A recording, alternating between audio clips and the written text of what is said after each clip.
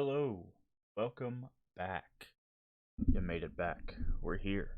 We're doing it. Hopefully, you're having a lovely Saturday so far. Um, we're back with more abduction. Uh, I did increase the frame rate from yesterday, or not frame rate. Sorry, the bit rate from yesterday. I've also done some volume adjustments and stuff like that. So you guys will have to keep posted on how that is. I am getting a new microphone. It's basically the same microphone, but just a new one. Because it turns out whatever happened to this microphone, it's not gonna work. I think what happened is the left side condenser has gone out, and it's just it's decided that it's not gonna come back. So I'm gonna get hopefully by tomorrow, but it may be at the latest Monday. I'll have a new microphone, and the audio quality should adjust. Also by tomorrow, I will be. It really doesn't affect you guys that much, but I will be in a new location, so the audio might change a little bit too, depending on how the acoustics change in the location. Um, but visually, there won't be any difference. Yeah, we'll still be green screened out and stuff like that. So not a big change for you guys, but a bigger change for me. I think. Don't forget that the poll is still up. I'm gonna leave that running until either we beat this game, which I don't know if we'll do that today, probably not, or Sunday. Basically, tomorrow is when I'm gonna cut that poll off. Right now, Monkey Island is winning. I did a poll on Twitter. Um, And then I did a poll on my personal Facebook just to kind of see what people would like to see. Um, and right now it's basically 3 votes for Monkey Island, 2 votes for Darksiders. So basically my plan is whichever game wins, that's the series we'll do first, and then whatever game is second, we'll do second. And the third one, we'll see. Maybe once we get done with the first two, I'll do another poll, and we'll see what other series people might be interested in there. Um, I still do plan to do a retrospective, which will probably take maybe an hour. Um, After we get done with abduction, I just want to have a conversation. I'll probably it seems silly, but I think I might actually make a little bit of a presentation for it to kind of open the floor up to topics about the design philosophy and whatnot of the Mist series that we were able to engage with and how they compare over the years and stuff like that. Like I said, I only expect that to take maybe uh an hour. Do you have many in reserve? What have many what in reserve? Possible gameplay series to play? I've got a few. Um, but I'm not sure what you're referencing exactly, Cyber. Uh, but yeah, we've got some options, and I'm interested to see where it goes. Obviously, we'll games after that. Yeah, like I've got not counting the ones that we'll probably do. I still have one, two, three, four, five, two. I've got 5 series as my first playthroughs, and then other series I have one, two, three, four, five, six, seven. Technically, one of them I'm not really sure about that, but we've got like plenty of game series. Plus, once new games eventually come out this year, we'll be checking those out. Um, but the games range from older games to newer games. So some of the stuff might be like, oh, this just had a new game 3 years ago, and then some of them might be like, oh, they haven't had a new game in a decade. So, and then I'm always, on the lookout for more game series that we haven't played. It's just getting access to games and making sure that they run well, so that you guys get a good stream and stuff like that. Focusing on, but yeah. So after Abduction, we'll do a little bit of a retrospective, maybe about an hour hour-long discussion. If it pushes on longer, that's fine. But I'm figuring about an hour-long discussion on Abduction, or not Abduction, but the Mist series. Sorry, including Abduction, and kind of just analyzing it as a whole, talking about our opinions on it and why we like certain ones or dislike certain ones, or what ones offer that the other ones didn't offer. Just like I said, just kind of a large series retrospective. And I want to do that kind of after every series. Even if it's shorter, where it's like there's only like 2 or 3 games in the series, I still wouldn't mind comparing and contrasting. Obviously, those discussions will be a lot shorter, but for longer series, like we get to see, an evolution over, a decade or a decade and a half, and I feel like it's really interesting to kind of see and discuss those design philosophy changes over time. Because I have done game design and game creation of in as a job. So nothing big. It was a lot of educational games, but still find it interesting to talk about that stuff because it's a lot of stuff that people don't talk about. They just usually talk about, I like this game or I don't like this game. Here's kind of the basic premise on why, and then they move on. But it doesn't really talk about why did they choose an aesthetic they chose. Why did they, use this design philosophy? Why did it change over time? Like I want to go a little bit deeper than whether I recommend or don't recommend a game, especially after playing an entire series. Games in general or a specific category? Um, well, the retrospective will be in specific to the Mist series, but we, I just like talking about game design in general. It's an interesting topic because if you pay attention, you can kind of see what the developers had in mind for certain things, and then you can contrast that to how you actually engaged with it, right? And that's really interesting because a lot of times you got to remember that developers have a specific kind of mindset when they're building a game and how they expect it to interact. But then when you hand your game out to, thousands or millions of players, you're going to find out that, oh, there's like 100 other interactions with that one thing that we expected this interaction with. That's why you have, like, in a lot of competitive games, that's why you have balance patches. That's why you have, um, map changes and bug fixes and stuff like that. Because there's no way for a studio to have the same kind of testing and trial for a game that you do once a game is actually released, right? Um, so today, loot boxes and in-game purchases. Yeah, that's the thing though. That makes some sense in today's like gaming, just for the fact that you couldn't really do that in older generations of game. You couldn't, if somebody's running around with a floppy disk with Doom on it, or a couple floppy disks with Doom on it. Like, I can't hand you another floppy disk that's like, if you put this in, I can access your internet and then you can buy stuff for Doom, right? Like, it wasn't like that. Now can. Loot boxes, I feel like, are leaning more towards a way of taking advantage of kind of gambling reaction. You get a fanfare, you get something, even if it's not what you want, and then you just want to do it again. Um, that's a whole different topic. But it is interesting, especially, and that's why I want to do retrospectives, because it allows us to kind of take today's mindset and look back and see, oh, well, because they don't have that stuff, this is what we get. You know. Um, Another last announcement before we switch over to the game. This stream's going to be a bit of a shorter one. I'm aiming for about 4 hours, which is about 30 minutes less than the normal stream. Reason being is, like I said at the beginning of the stream, I will be moving locations of my setup.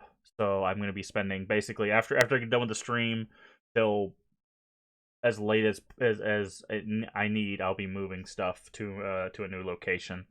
So that'll take some time. So I'm going to go ahead and cut off at least 30 minutes early. Um, but I really do want to get back into this. I also want to keep our streak alive. We are now day 20 of 31, so we're basically 2/3 of the way through our stream every day for at least an hour challenge. So thank you all that's been joining us for this. I do have a feeling I will be extending that to a 3-month challenge, but once again, once we hit the 31 day, yeah, 31 month, 31 day threshold, um, I will do kind of what's the word for it?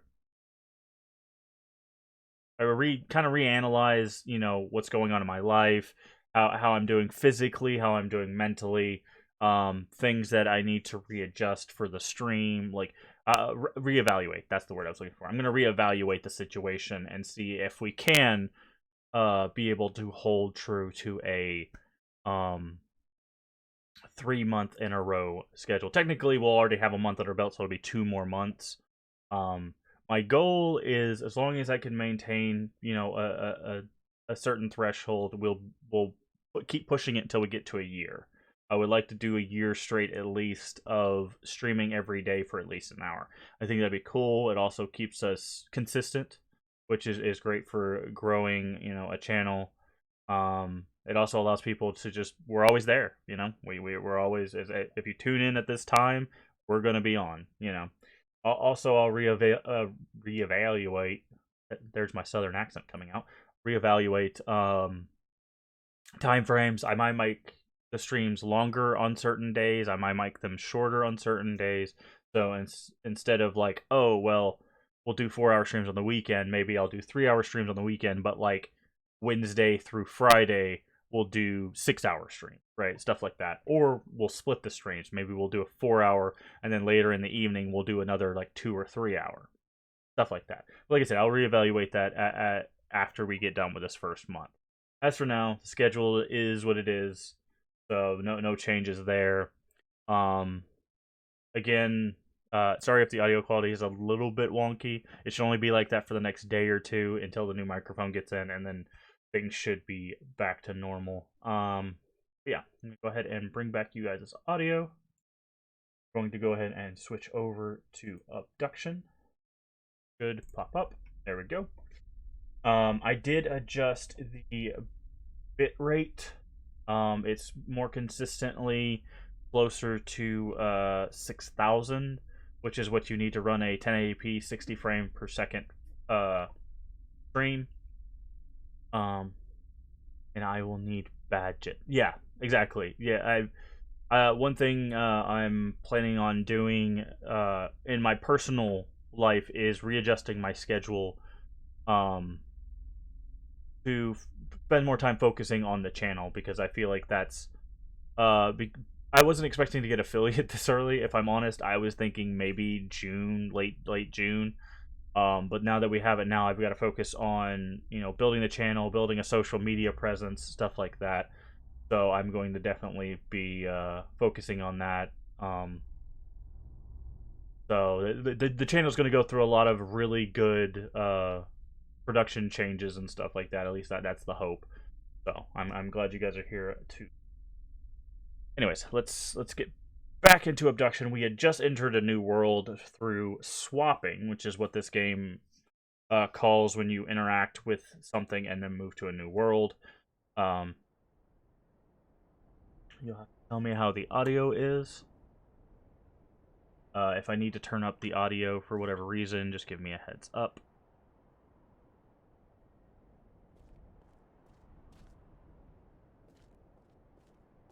Yeah, we had just moved the bridge over here.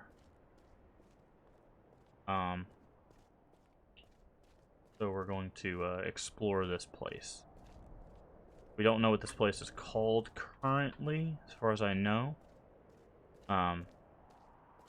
It might be one of the other more alien worlds, like the Spheria, I think, was where the Mofangs came from. I don't know if we know where the Villains and the bug people, the beetle people come from, but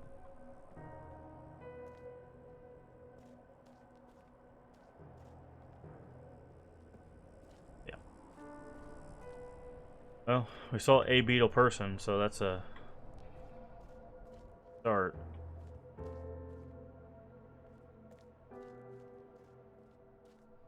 I will say, the Cyan definitely did bring their eye for like level design to Obduction. I feel like they definitely worked on like how they're gonna push an aesthetic for an area and how that interacts with stuff. Got stairs up that way. So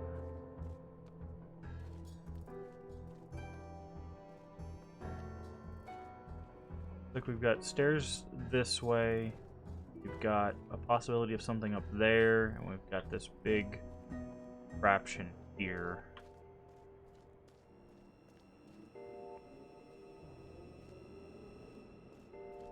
Alright, looks like we have this. Can't tell if this is a monster or a friendly creature. I'm gonna guess a monster. Very, very reminiscent of the whale shark thing that they were filling in Riven. The wark. Okay, we've got stairs down here. We've got stairs up, we've got stairs down, and then we have this main contraption here. See a laser beam going up. Guessing that is creating some kind of shield. Does look like we can get to. Maybe. Stuck on a rock, that is. They figured out the engine really quick. Pretty impressive, yeah. Alright, so this, I believe...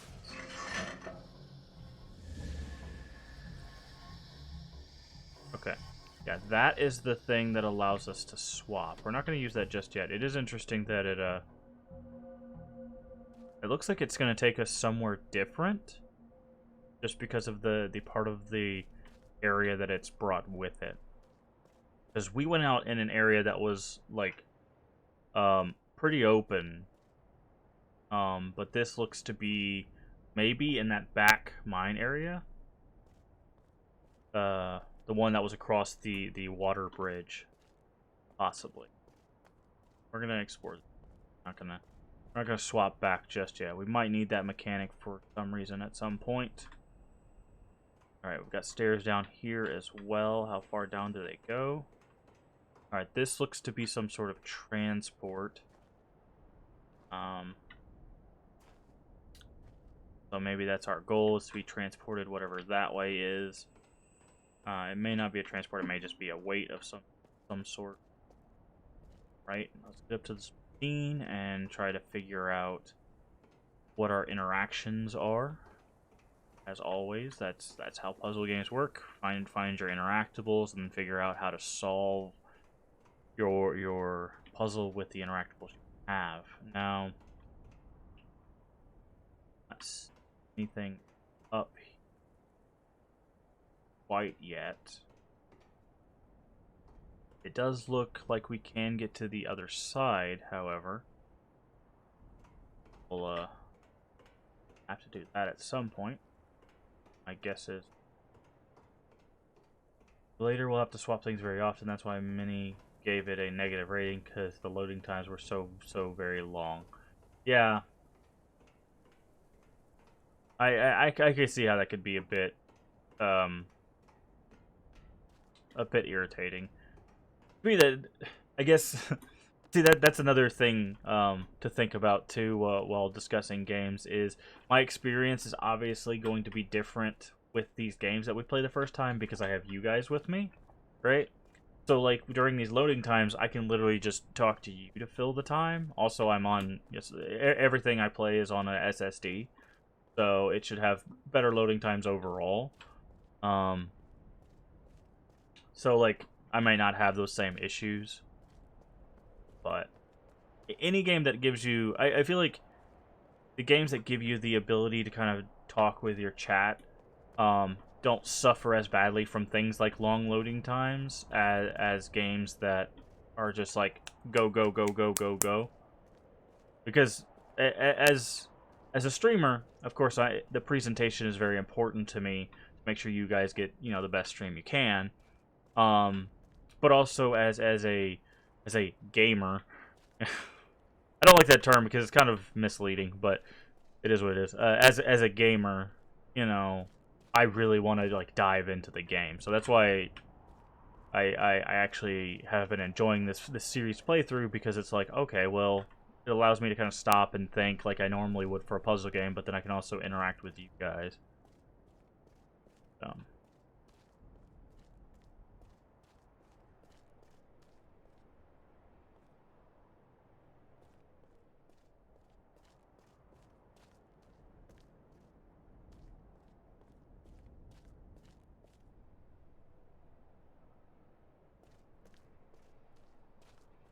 Ah. Okay, so we have another contraption. But this one seems to be broken. Okay.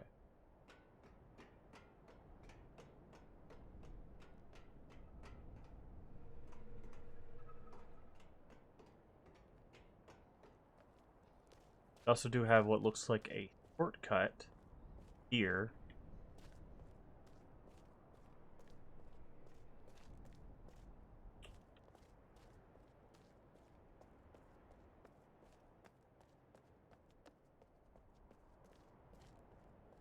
Around the entire machine itself. Lever or stairs like this. And these.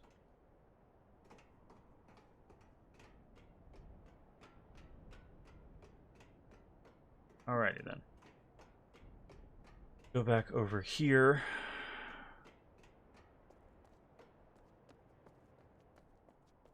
How it goes.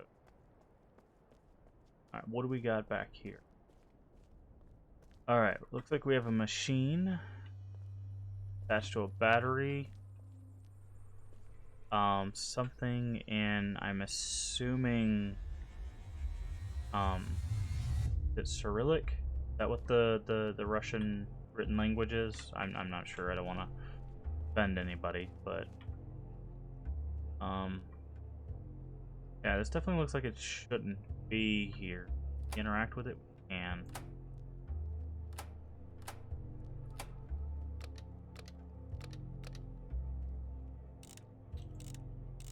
Okay, either we're gonna get a really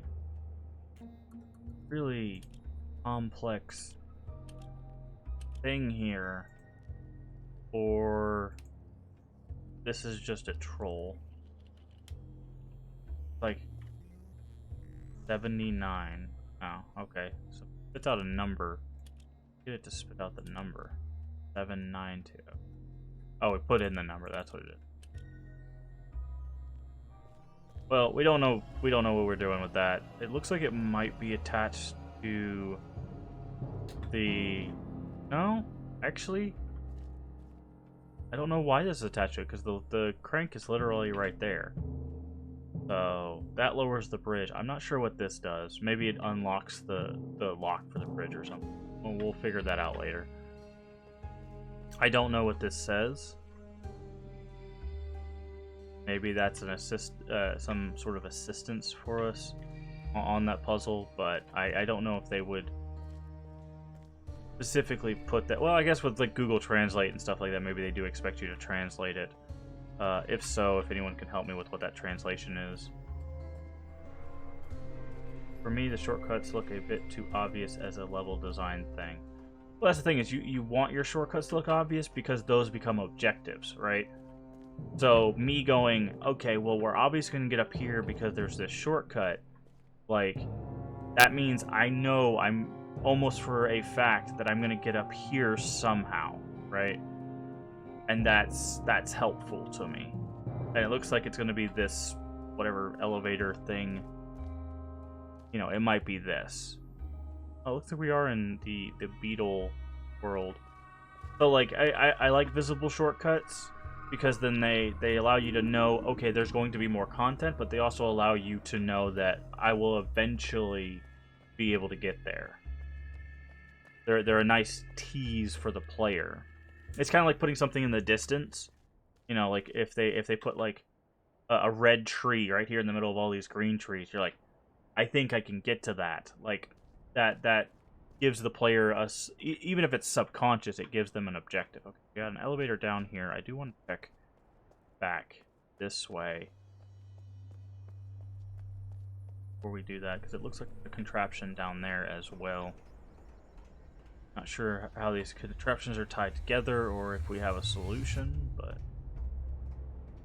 definitely look. We want to make sure we get all of our possible interactables kind of nailed down where they are, because at some point they might connect. This definitely looks like something. Looks like a giant fan so far. I'm not sure. Is it as simple as turning this?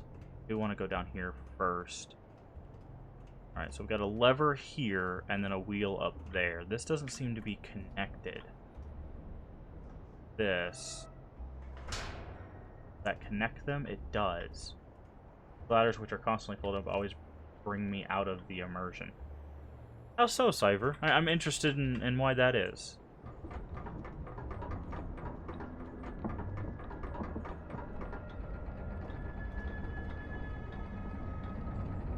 Alright. Good stuff. We got a fan going. That might be useful to us later.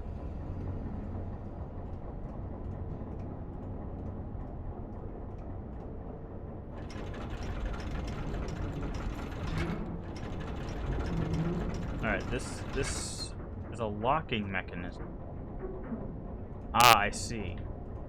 This locks the fan rotation so the entire thing will rotate. We might have to do something else first. Let's try this again and get an idea about... Oh, nope, that worked. Okay, it just undid itself last time. Okay, so we've got a full rotating contraption here. We don't know what that's going to do for us. It definitely looks important. Cool. Alright, well, that interactable has been interacted with. But yeah, Cyber, I'm real interested. Why do the folded up ladders take you out of the game? Because there would be no reason those ladders would be like that if the world wants to be seen as authentic. Sure they would. Perfect example, even though it was a little bit ham-fisted. The lockdown protocols that CW did, right? The reason why the power was off, the reason why the battery was disconnected, all that stuff is because he had a checklist of things that he needed to do to secure the area, right? We don't know if that was actually just a personal thing for him or if that was actually their lockdown procedure, but we saw that. This is just similar to that, right?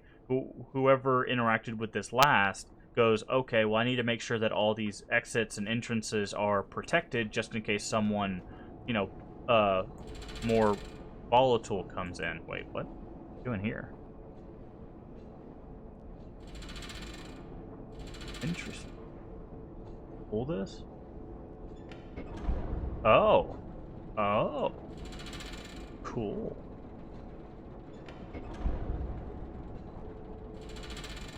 So, like, I get what you're saying. I definitely get the, it seems kind of odd because there's no one else here.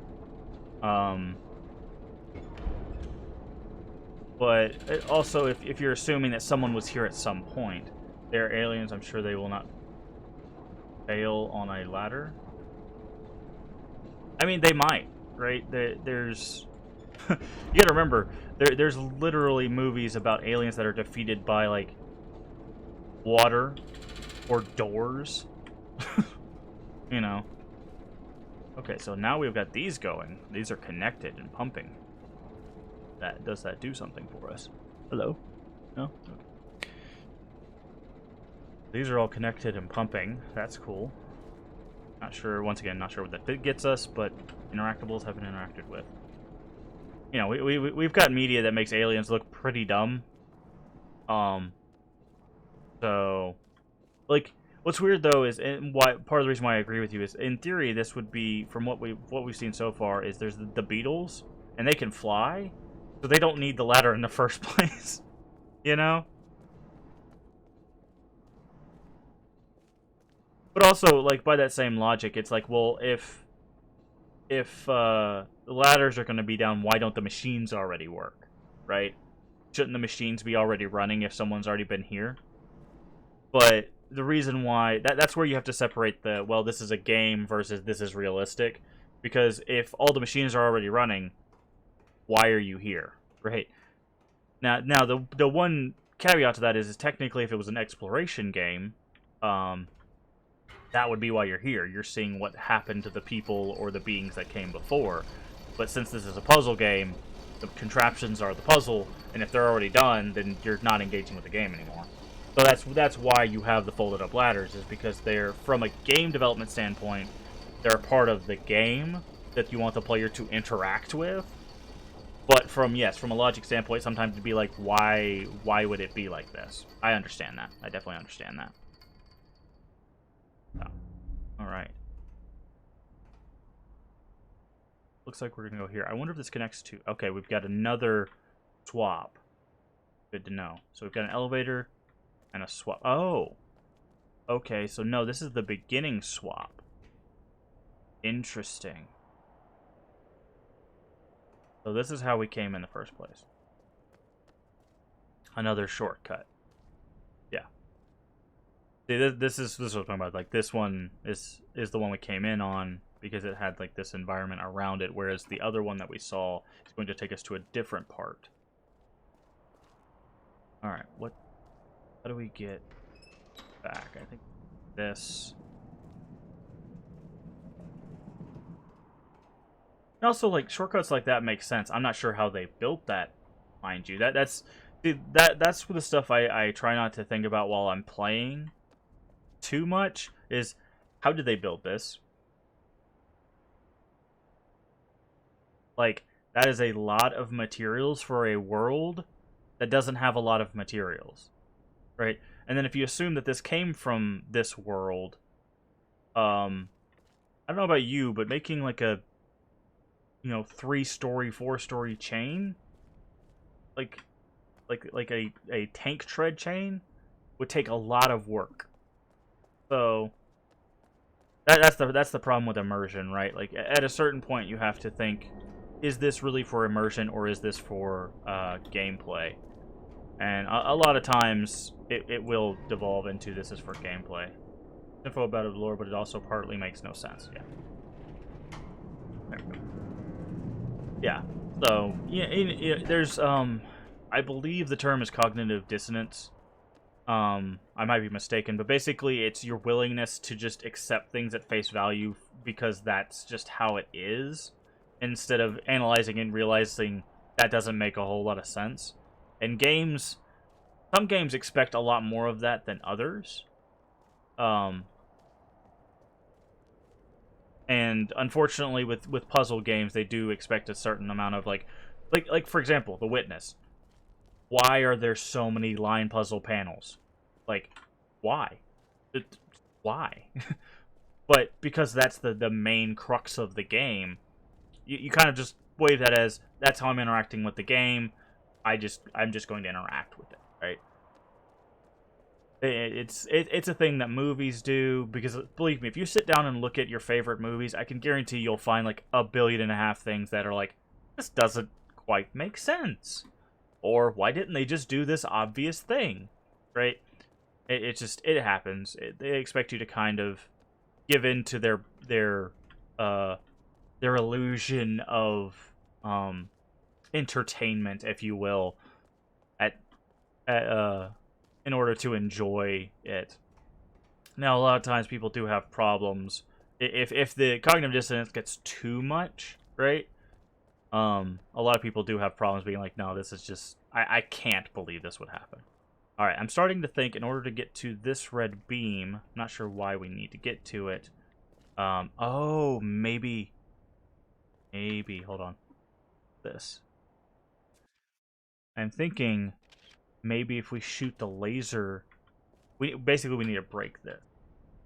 But if this takes us back to Earth, Obduction land, I don't know, we might be able to shoot the laser through. But the problem is we don't know where this connects. So we go back up here. But I mean, this is a game from Cyan Worlds. They're building the most immersive worlds.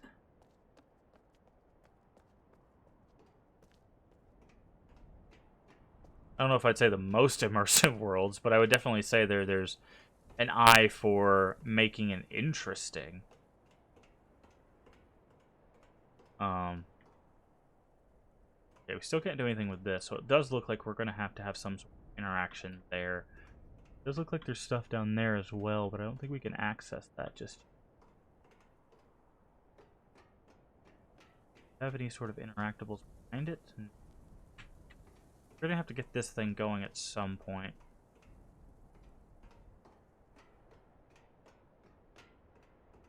Like, honestly, this world reminds me very much of Spire.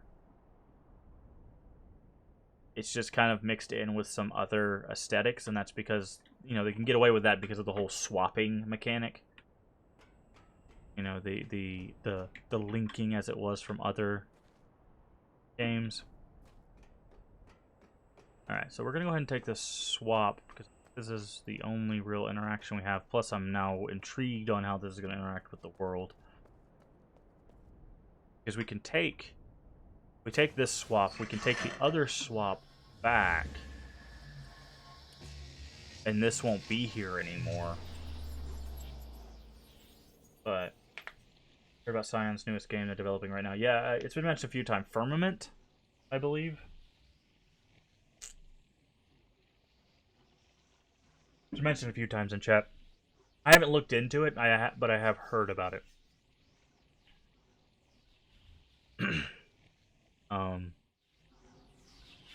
Maybe whenever that releases, we'll give it a go.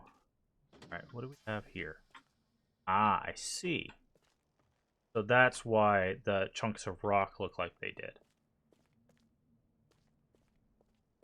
Gotcha, gotcha. That's only a 5-digit.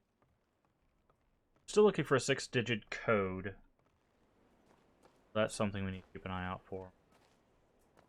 Do need to remember how we got where that was. Yeah, I was thinking it was going to take us behind that right there, but I was incorrect.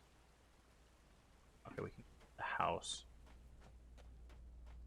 But and also, like, immersion is kind of, one, it's lost its real meaning in gaming, unfortunately, because everybody's like, look at this immersive experience, because it's become a, you know, a hot button word. Maybe sometime we can watch the Kickstarter video on YouTube together and share your thoughts about it. I have to be careful with that because the whole DMCA thing, unfortunately, I don't think they would flag it, but for safety's sake, I probably wouldn't do that on stream. But I might watch it on my own and we can discuss it in chat afterwards. I just don't know how strict they're being with the DMCA thing. There were people that were getting hit with claims from, like, wind sounds in old World of Warcraft. So if they're being that kind of, like, you have this sound clip of, like, 10 seconds from a video game that's, you know, a decade old, then maybe want to be careful. Okay. Err on the side of caution, if you will. But yeah, immersion's kind of become this hot topic, hot button word for a lot of people that aren't really talking about, like, that kind of thinking about it the same way. Also, the demo proof of concept playthrough for Firmament, that's pretty cool. Okay, we might check that out. That's a definite possibility. Get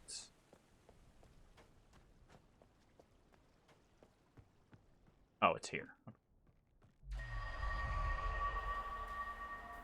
Oh no, this is different. We didn't go through here. Alright, let's do some exploration in Obduction land, I guess.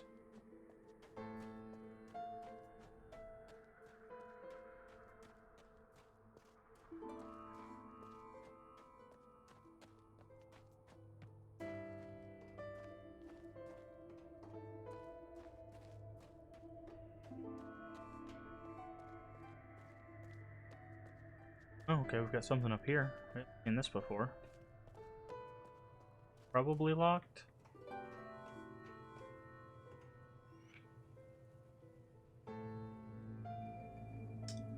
I don't have the code for this one either. We will try. Hold on. I accidentally wrote on a page that, like, near the beginning. I'm sorry. Like that. So. 311.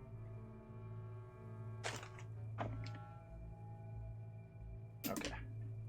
So, my notes are a bit jumbled, but. Oh, we need. Aha! Cool. Gets us in the mayor's office. Nice. If you're wondering where we got this number from, that was from drawing the thing that looked like 15 on the goo thing over in the garage. Cool. This gives us access to an area that we were trying to get access to.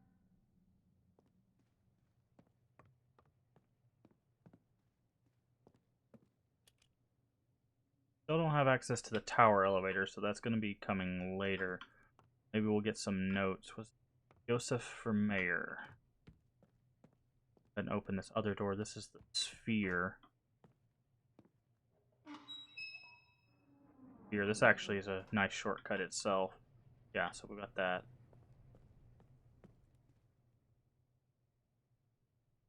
Not approach anything that resembles this diagram unless disabled. Okay. First time we've been able to zoom in on that.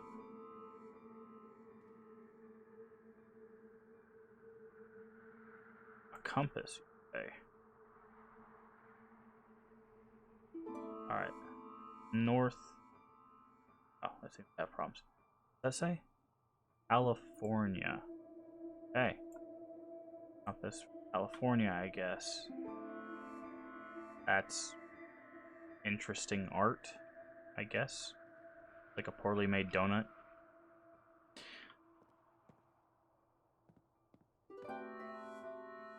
Got a notebook here. Yeah. Alright. Drink real quick. We have 17-125-8H. Special Council Session 2. Discuss final approval of Farley's plan with regard to imminent attack. The full council vote was unanimous, and I gave my final approval. Preparations update. Farley says the tunneling is almost complete. Pam informs us that the Villains just completed their construction, have started testing. 17-126, Special Council Session 12. No one attended. I inquire as to reason for their absence. Okay, so we jumped from... Oh, this is 11, not 2. Okay. So we jumped from 2 to 12? No, that's 11. Much sheriff signing should not be a problem. They're thankful for every spread of their game Kickstarter project. That's fair.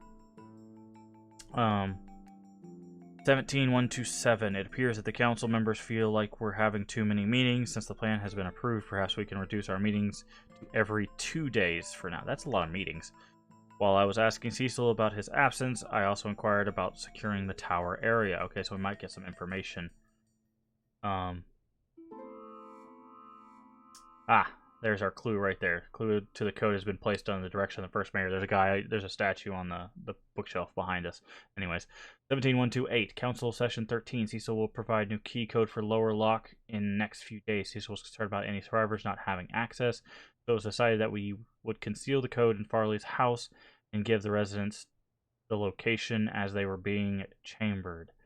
I also had him change the upper tower access code. A clue to the code has been placed under the direction of our first mayor.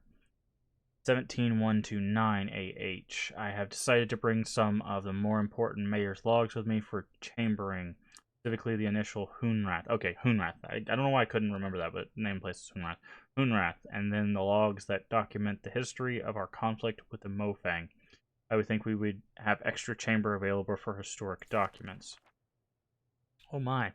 17130 AH, Special Council Session 14. Only Tam attended. He informed me that because of the dire circumstances, the others were either extremely busy or not inclined to have long discussion about the situation. I told him I would suspend regular Special Council sessions and would simply meet as the need arose. 17131 AH, I paid a visit to Farley today. I asked her to check on the availability of the chamber for the documents. I don't think we've found that yet. 17135. I spent the last few days collecting documents. Sorry about that. My shoulder's really stiff. I've divided them into two categories, chambered and vaulted. The vaulted are less important, but obviously worth making an effort to save. They can be moved into Farley's vault area. The vaulted category will also include any books that were managed, that we've managed to collect through the years. 17137 AH. With less than a week remaining before chambering begins, the population is tense. We've had several town hall meetings to try to answer any questions, but the realities of the current situation make it difficult to assuage fears. 17138 AH. Farley has informed me that there is one final confirmation from Chavar. If Farley doesn't hear from her by the end of 17141 AH, then there is no turning back. There is odd justice to Farley's plan in that whatever the Mofang bastards send to kill us will be returned back to them. 17140, Special Council Session 15. A special meeting was called to go over the plans for the final time. Farley had several instruction sheets to distribute, the Mofang weapon illustration, a list of all souls that will be used as a basis for the chambering manifest. Don't like the sound of that. And a thorough summary of the battle plans. These will be distributed as necessary. No word from Chavar. 17141. Okay, we should know about from Chavar at this point. Farley tells me that there will be at least one chamber available for historic documents. Any other extra chambers will be loaded with emergency provisions and medications in case either Hunrath or Mare are completely destroyed. No word from Chavar. 17142. No word from Chavar. Death is on our doorstep. Curse the Mofang devils to hell. 17143. I am leaving to be chambered. This journal will remain here to inform any future souls of what our last days were like. Chambered. I wonder what that means. Stored somewhere, possibly. You have the code, right? Oh. Okay. Could have sworn it would have been him. But we need to find a different mayor, I guess. Ah. Here we go. No. I guess this is before Hunrath.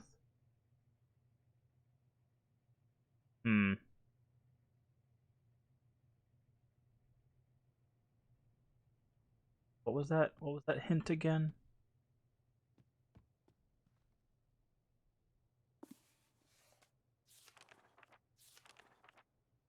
Clue to the code has been placed under the direction of our first mayor.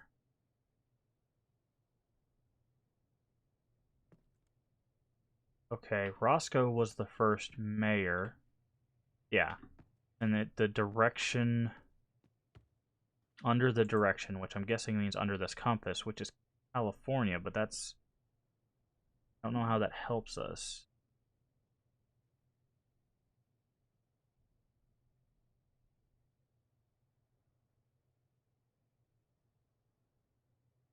And that is most assuredly longer than 6 digits. There's also under the direction.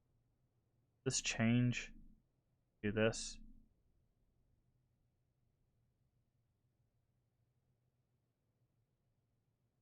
Yeah, I don't think this is consistent. It just seems to rotate.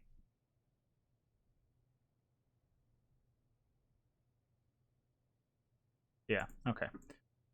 So, we have California as our reference. I think this is also a hint. Iowa. It's a license plate. You usually keep license plates in the garage. So if we find the California plate, maybe that'll give us another hint. Kind of like a scavenger hunt. You usually keep license plates in a garage. I don't know. It's a weird thing. Ah, see, there are more license plates, so that's good. What do we got for California? Florida, Colombia, Colorado, Texas, Iowa, California. We have that is definitely 6 of those are 3 of those are unfortunately letters. So we need to, and they're not letters that we can convert easily so far as I know. So we'll have to figure out that unless there's another California plate. We still haven't used this. Well, I guess we used it to get the 406, but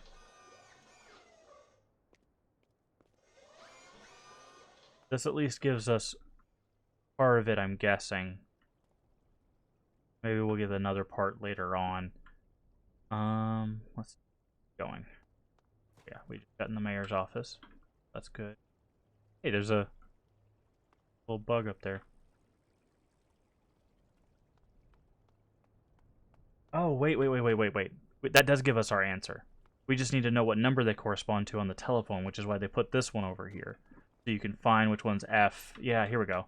So it would be 3L. L is 5. And W is 9. So it's 359167. That is the upper tower code.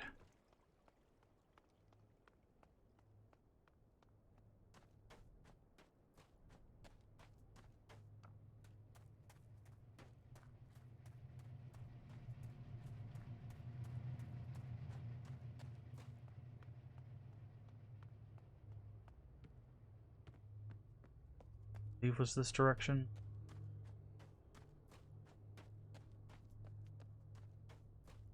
No, it was up higher. This is just the house code.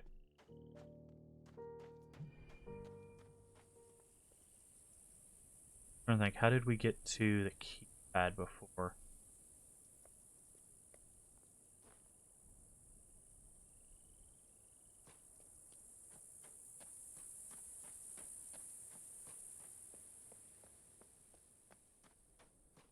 We're gonna go through here. I don't think this is the right direction, but we're gonna go through here real quick. I just want to get an eye sky kind of thing. We need to get, I believe it's over there. How did we get here again? Oh yeah, we can go down. Ah, stuck. No, not again. Leave me be. All right, let's load quickly before it auto saves us in a weird place. Load. Oh no.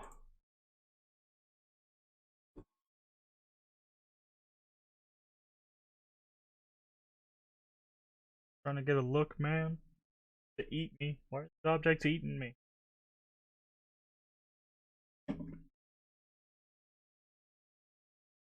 Probably have to switch it back to point and click mode. Oh, there we go. Okay, cool. Unstuck. We need to go. Let's see. Yeah, I got it. I know. Well, actually, we could go this way, I think. Sure we can. Yeah, but it'll take forever, so let's go this way.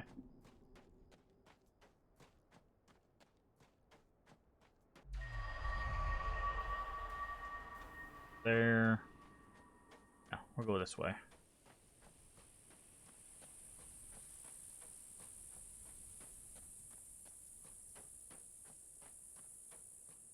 Do.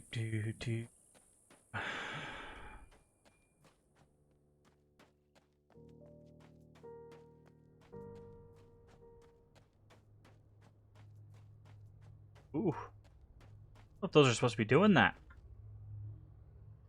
Well, these physics got a little messed up there. You guys having fun? Huh? Cool? Good? Great. Jesus. Come back and the wires are doing some like secret dance on us.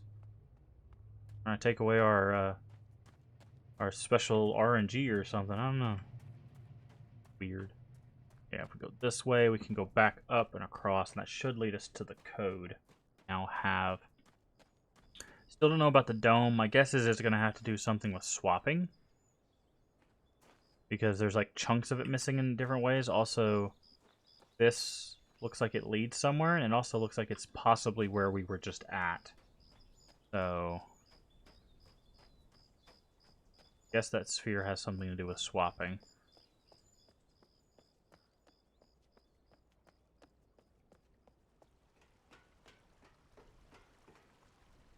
Alright, should have the code now.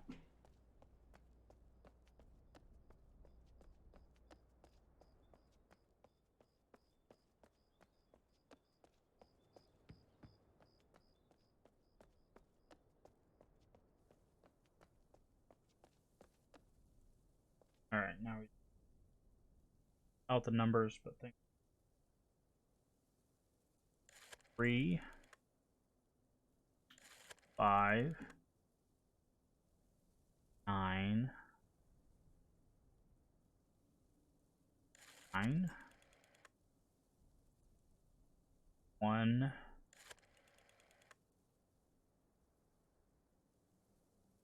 grab it, there we go, 6, 7. You can go. The phone call's for us. Hello.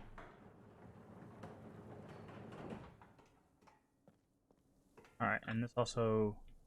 So that's why it's a shortcut to the mayor's office as well, because the mayor's office is what gives you the code, and now this allows us to change floors quickly. Alright, let's go to the top of the tower, though. We don't know what's up here.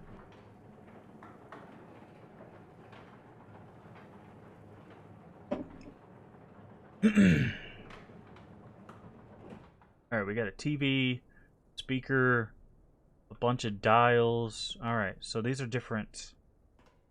okay. We've got Hoonrath, which is where we are. We have Mare, which I don't know if we've interacted with. Maybe that's where we're going, is Mare? Mofang and Kaptar. This light seems to be broken.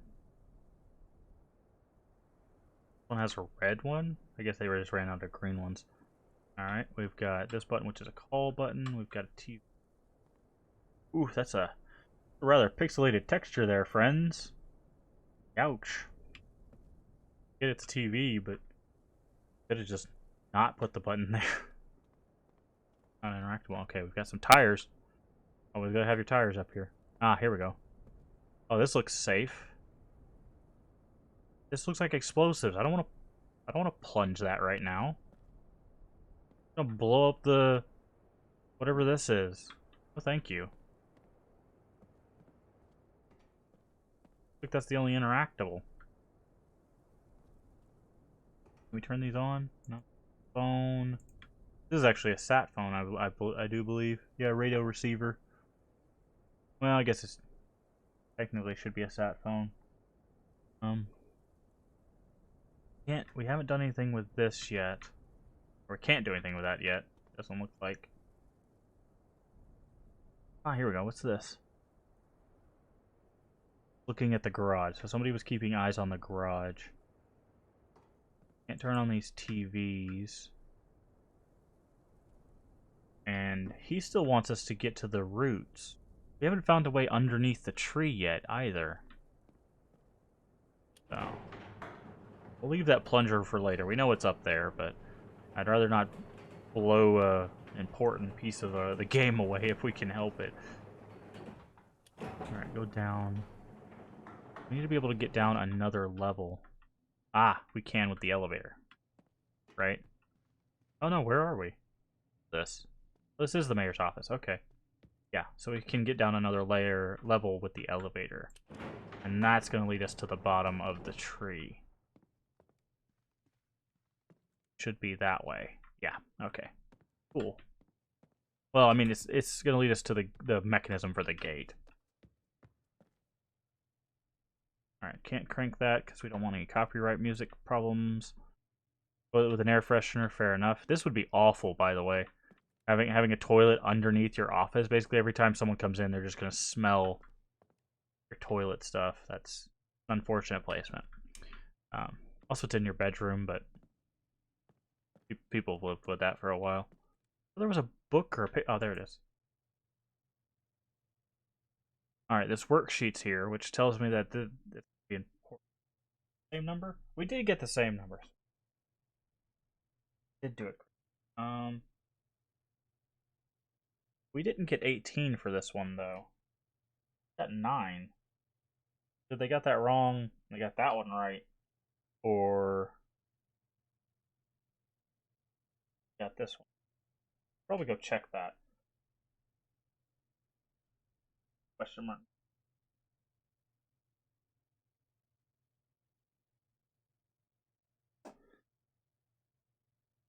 We're gonna write down these numbers. 1, 5, 15. Might not be useful, but the fact that they're the only ones that are written maybe play another part. Doesn't mind. It annoyed me a bit. Sometimes there are textures that look pretty dope even up close, and there are really ugly ones just between them. Yeah, unfortunately, that's a restriction of games thing. That like textures like that don't really ever bother me. I just like pointing them out because occasionally you just miss that kind of thing. It's like, oh, look at this rug texture does not need this much texture, right? Most people aren't going to stop and stare at this rug. You know, even if they come down the elevator, well, I guess it is kind of prominent, but like you probably could have cut out this art piece if your TV needed a bit more of its own thing. So I don't know. It doesn't really bother me, but it is interesting to see when that happens, because you can also look for what's called texture seams. Most designers are pretty good about it, but it's basically where a texture will go, and then you'll see like a line, and then the texture will repeat. It just happens. Okay, so now we've got access to a whole bunch of stuff. Great. The only thing we have really left, we have this tree interaction. We've already turned his battery on. We have that second floor, and that no, we already did the other swap. We have the second floor of above that machine, if we can get up there. A missing elevator on that.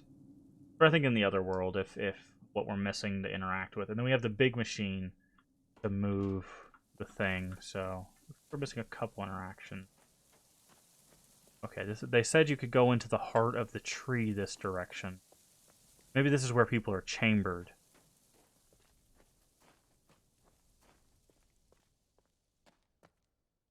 Oh, we're loading something. That's either really good or really bad for us.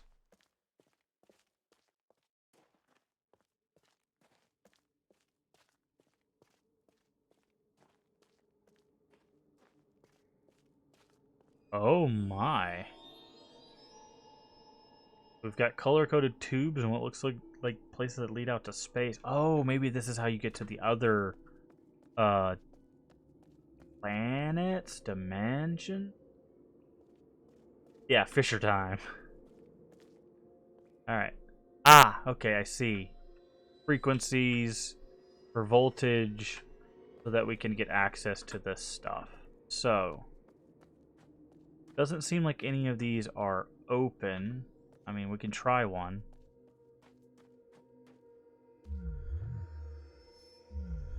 Just make a noise, but we can't. No. Thankfully, we can't step through it and die.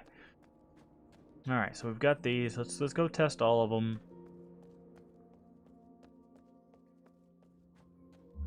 My guess is they're all gonna give us that because we have to do something with this. I don't want to mess with that just yet. I just want to interact with what's interactable. Okay, cool. Very nice. All right.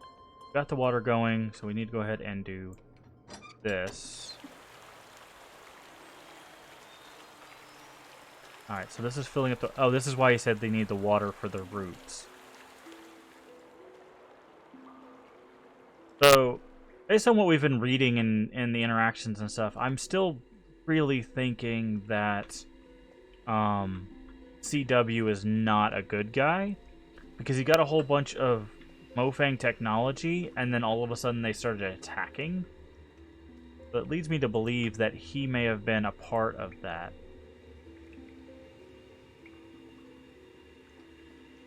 Alright, what does this do for us? Doesn't look like anything's open. It does look like stuff's glowing, though. We need to write this down. What is this? It's like 2 point... Oh, it's going up. Quick travel feature will come into play once you connected an age. Oh, this is quick travel. Oh, that door's...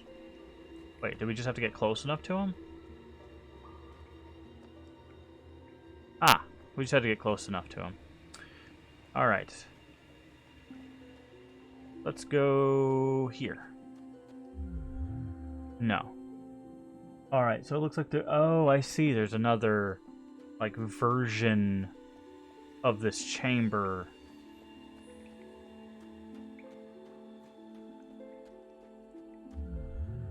Yeah, cool. Very cool, very aesthetic. I like this aesthetic.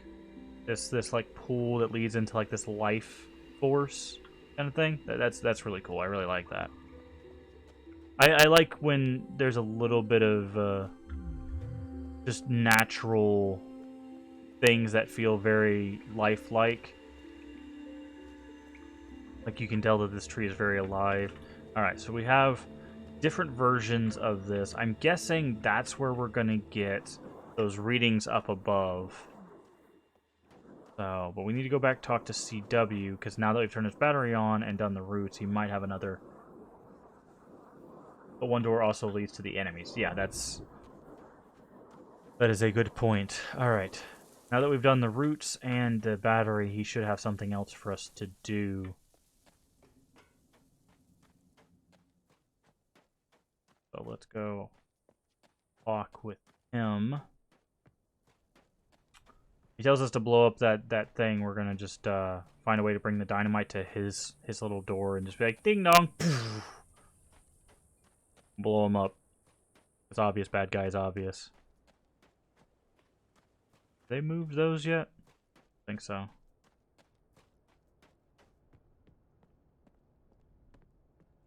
Maybe. Maybe they've moved. Take a look. It would be nice to access this door. No, they haven't. Okay.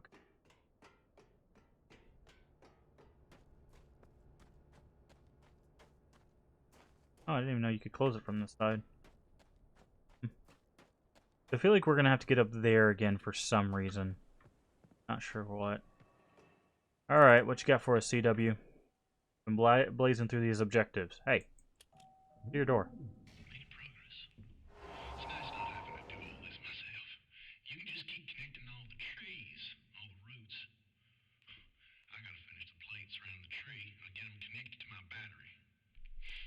Do you, though? How do we get... I did.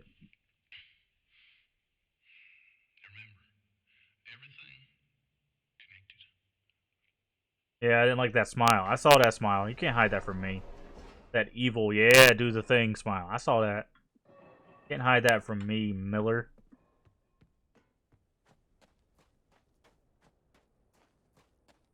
I'm gonna disconnect your battery.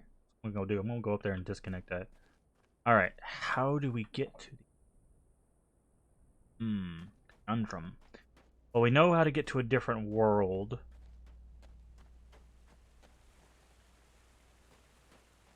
I haven't found a way to open this door. I'm guessing it's gonna be another swap of some sort. Maybe not. Maybe it's just a path that we haven't taken yet. Alright, so now we need to go back to... And thankfully we have the elevator now. So we by getting that elevator, we basically have access to every part of the island we need access to, with the exception of whatever the hell is behind that door. Now we can go up here, use the elevator to get back up to where that swap machine was. I want to test a theory.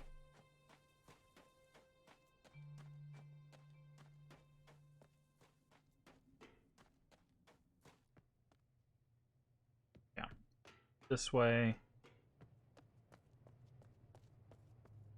So yeah, the only places we don't have access to are that and that door over there, and then whatever the sphere connects to. My guess is the sphere will be a swap. Go back this way. My guess is if the swap is in the other dimension, you might not get access to it. Always been here?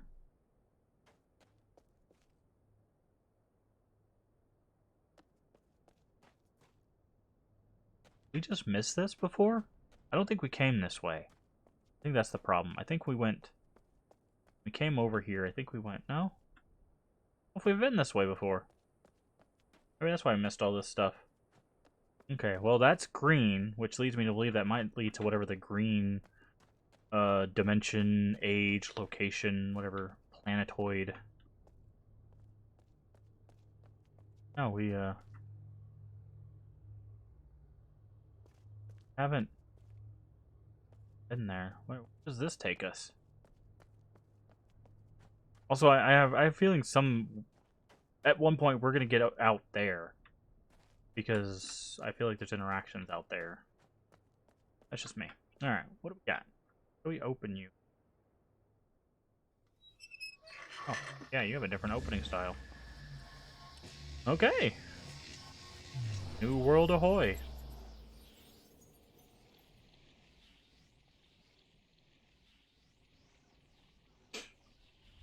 Again, for everybody here, don't forget that the stream will be a bit shorter.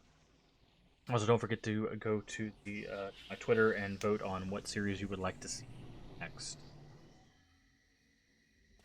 Yeah, this is definitely different. Got a path down this way. That's it. Now we're in Jungle Land. Maybe this is Moray. So, okay, that explains why we need to swap, because we have to basically find the tree every version of the planets. Okay. Access that?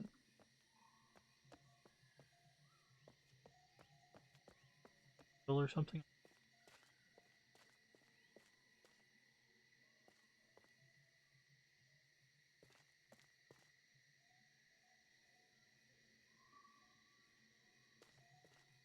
Like through, please.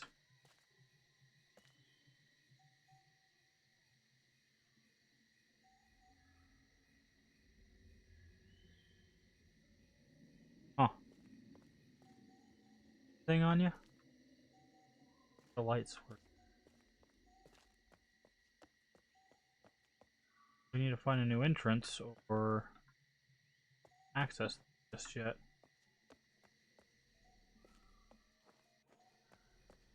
Huh. Can't access just yet. Maybe we'll find another swap that puts us on the other side of the door or gives us something to interact with.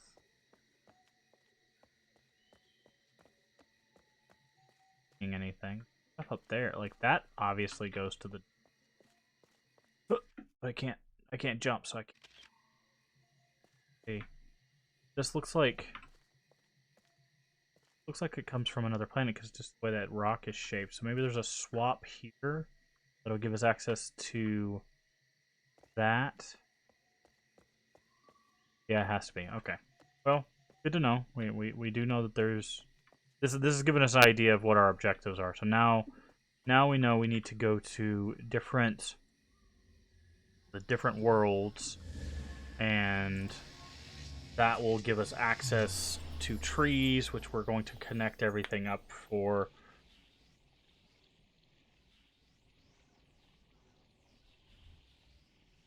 And then by connecting everything up, that's going to give us to our win condition. So basically, we've moved to what I'm guessing is our win condition. Also, I feel like this is where we're going to move into the real puzzles of the game.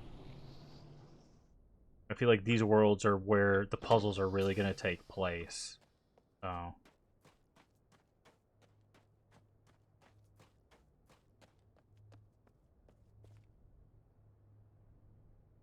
Alright, so we need to get down there.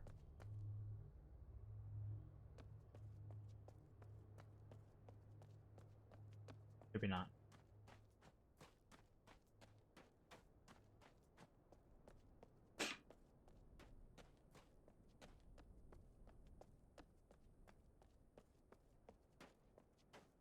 Good, we know where this interaction is now. Found. We know what that tunnel goes to.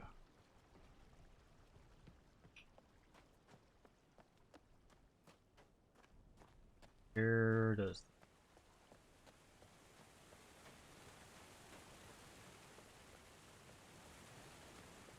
If we took this. If we did. Okay, we did. This is how we got up here. Cool. This is where the swap machine for the gray spire-esque world is. I want to test to see if it's still here.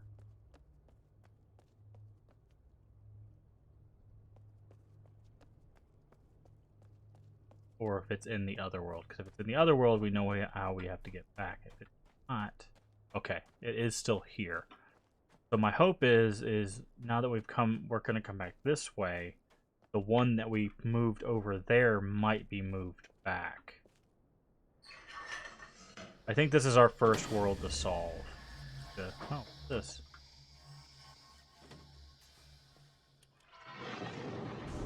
Oh, it's a shortcut. Nice. Cool. Cool. Very good. I didn't even notice that before. So, yeah, this is our first world to solve. I have a feeling it's going to start connecting us to other worlds. How you guys doing? Doing good? Sorry if I'm blasting past information. Remember, if you know of any like books or notes or stuff that I'm passing, just give me a heads up. I'll try to read as much as I can. But I think I've caught most of it.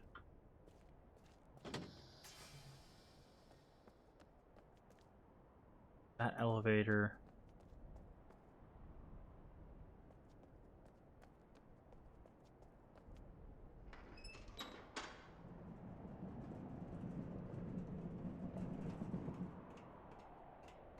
Okie dokie. Here. Get that way. I do think we had like one more direction to explore. So we're gonna explore this place a little bit more and see if there's stuff. I just wanted to test the theory that we've moved that swap machine, or at least the walls of the swap machine back to the other side.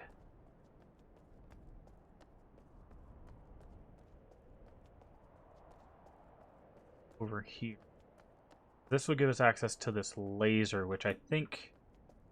I'm not sure. It seems like that was our goal in Hoonrath, but I don't think that's our goal here. Okay, I was correct. It does give us access to this laser. However,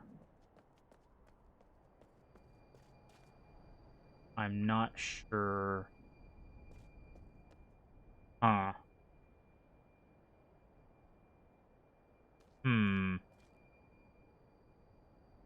If we want to break this, we would be in our other world.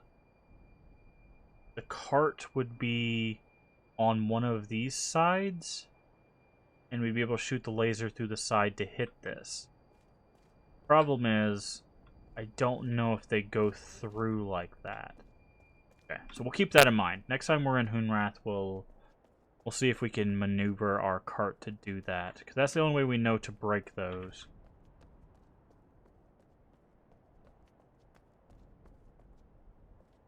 Alright, I do think we checked everything up here. We didn't find anything to interact with.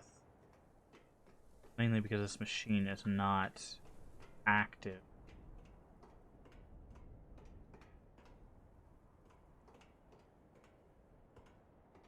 Yeah. So, there's also this. This connect. Connect this down, that'll rotate that, and thinking we're gonna have to get to that side somehow.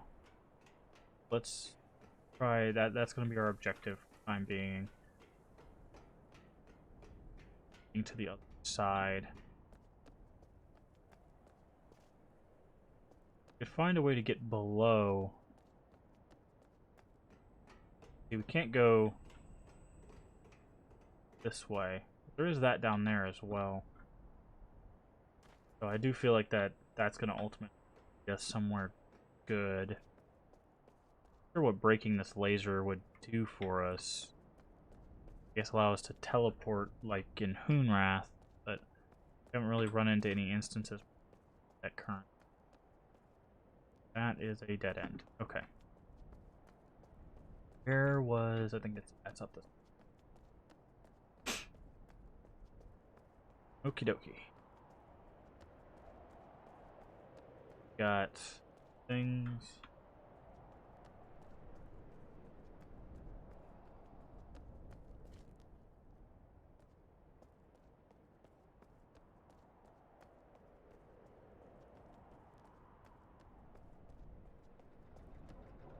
This machine's now running. Need to find a lever or something. Oh yeah, we also need to get up there, which is part of it. So we have two locations which it's important for us to get to.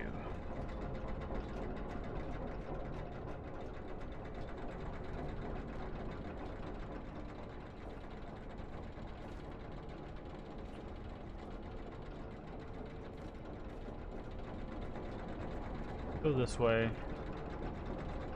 Anything going on over here? No. There's no reason for us to go down this way. I think we checked over here, but we'll check again. Cool. Alright. Now over here, we have this possibility for an elevator. This weird giant machine. We've got this. That may or may not do something. We've got... This is an elevator. Oh, we need to get up there. Get this elevator down, or how do we get up?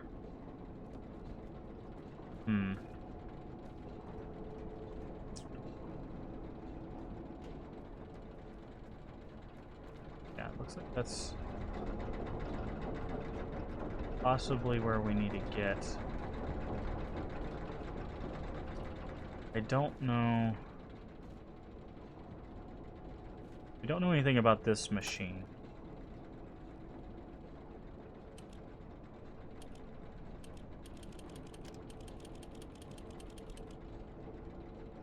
Here button.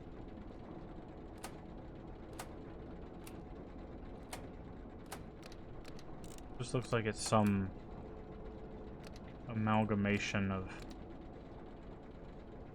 stuff. Okay. We don't know anything about that. That's probably just there to waste our time.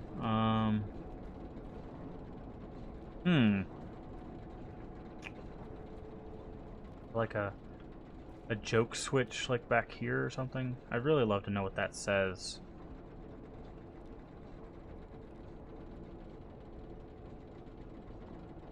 It's probably something silly like, haha, gotcha, or something like that. Loosely translated, of course. Wait, this one became unhooked. Why did that become unhooked? Hold on.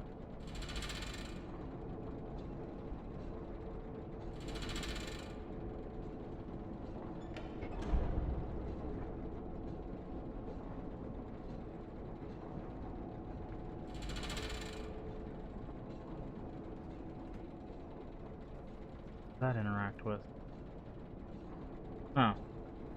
I don't know how that one became unhooked. That might be important.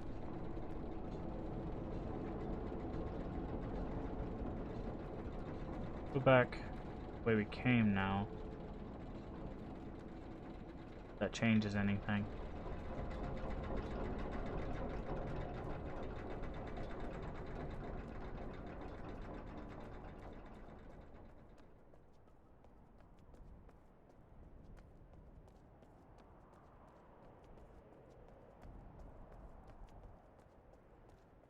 Because based on where that one was going, it looks like it was coming through the wall towards this other machine. So maybe that's why we couldn't progress on this side. Because that one was unhooked. Yeah, I definitely hear movement. Yeah, that's what it was. Okay, so that one became unhooked.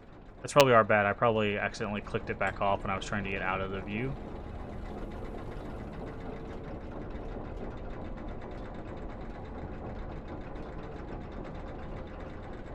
Again, we don't know.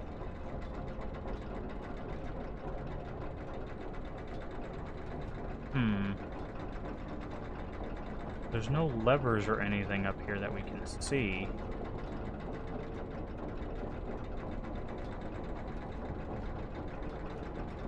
There aren't any in the machine itself, I don't think.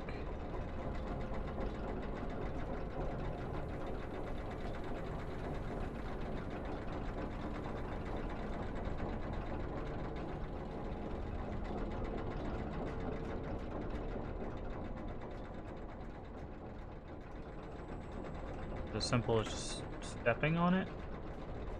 Does it go? No. I don't like there's any action here.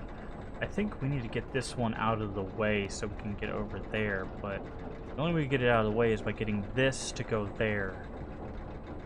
Maybe. Basically, we want that to move that direction.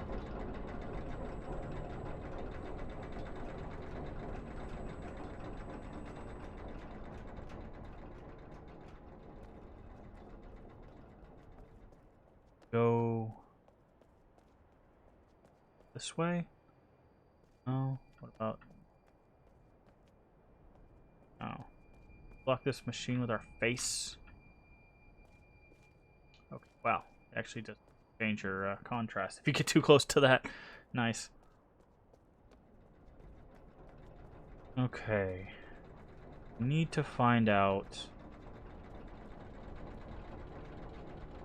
how to get this last thing connected. It does look like this part's broken though, so...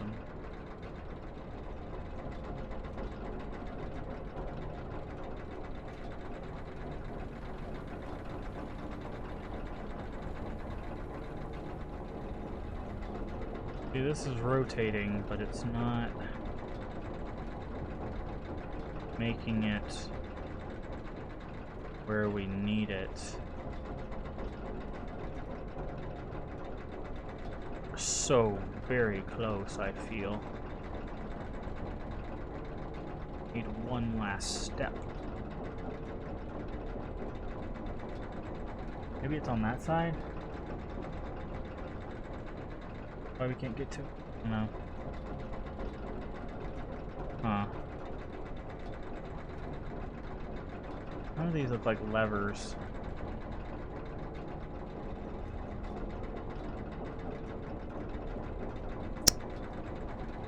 Well, gosh darn it.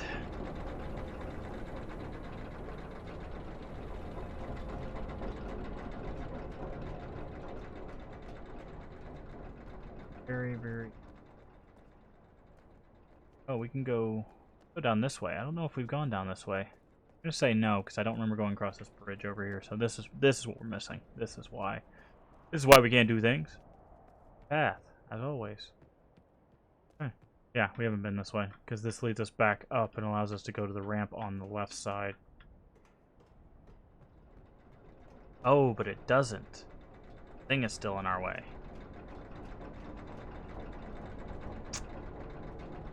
Okay, well, now we know that path exists and how to get to it. We just need to get this thing to take a hike.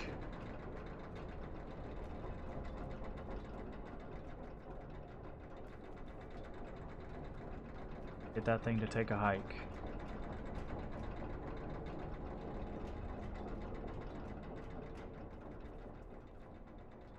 Buttons or levers over here, right? Good to know. So, although the path doesn't help us currently, it will help us in the future.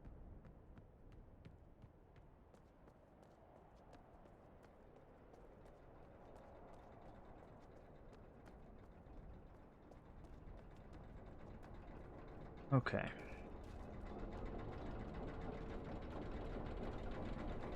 Where is the simple mechanism we need? It might be here.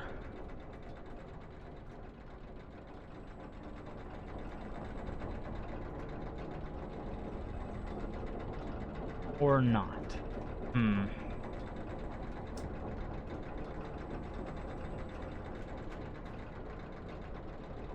Problem is, we don't know where this leads. If we knew where this chain went to, we might be able to access it from the other side. And instead of getting this thing to push, we can get it to pull. Not quite sure where that goes. Also, up here. Stairs and stuff seem to be broken.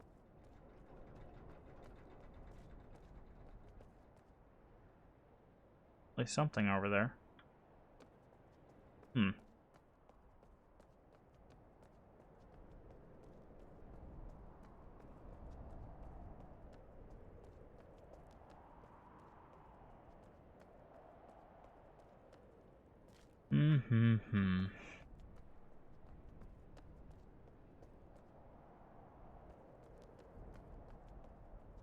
This one has the same mechanism. Unfortunately, can't get up there either because we need this ramp to come down.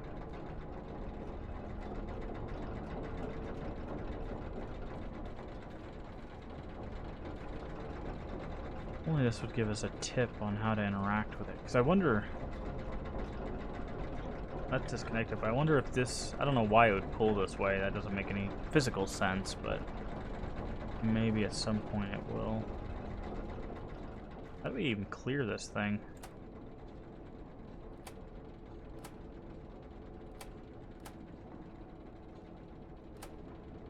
Man.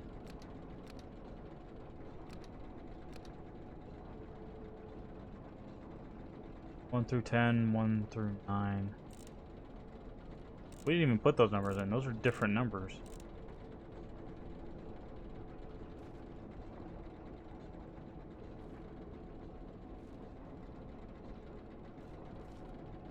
Yeah, I don't think that's important to us. Nothing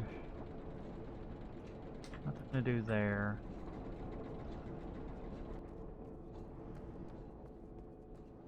This leads to the elevator. This is effectively a dead end.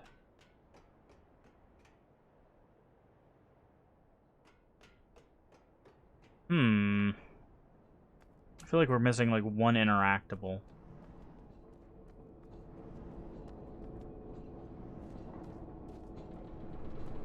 It's something that should be obvious. Like in theory, this is the only interactable we have. But I feel like this is just a joke. Because, like, this bar isn't doing anything. Right? The actual locking mechanism's right there. Because we can see the crank to it. Right? So this is what's actually stopping it. I'm not sure what this is doing. And also, we have no idea how to interact with that. There's a lot, too. There's, let's see. This is what, 10 buttons, 15, 16, 17, 18, 19, 20, 36, 40, 41, 2, so that's 44 plus all of these. Yeah, so, oh, there's our clear. Oh, and there's also these buttons. Yeah, there's too many on here to make this a real interactable.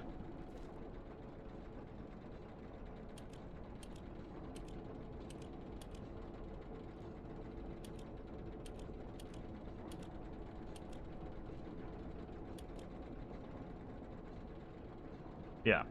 I am not convinced that this is a real thing.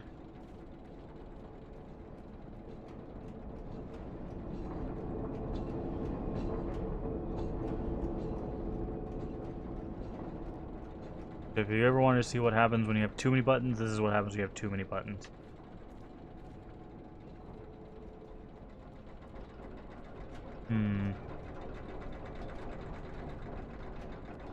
What are we missing?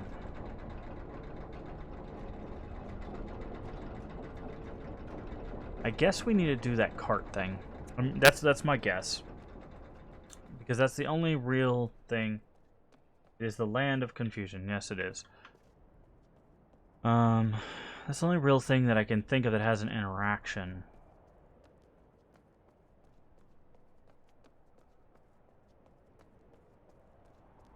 So we're gonna go back.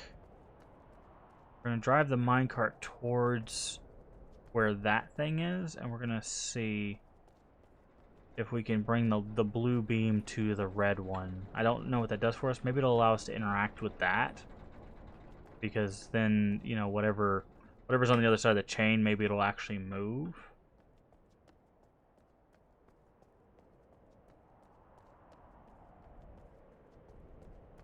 So that's my guess. Head back the way we came. Probably should have just taken the elevator instead of running all the way back, but you know, think about that until I was already running this way.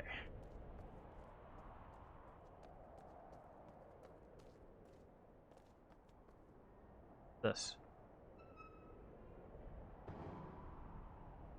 Oh, that's a lock. What's that do for us?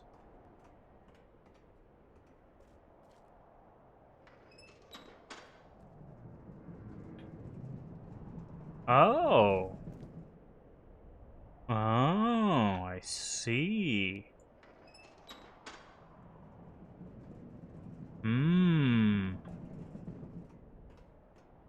Ah, and that's why we need to take the red thing off, because if we rotate it this way... Nope, not that way. Wrong way. Sorry, my bad. If we rotate it this way, and do that again, we could, in theory, walk through that. Did I just start? We've been going for about an hour and a half-ish. Yeah, we could walk through this. That's why we need to take out the red laser. Got it. Okay, there we go. That's what we were looking for. Alright, go back. But yeah, if you're talking about the game, no, we started this game yesterday, but I think you were there for that.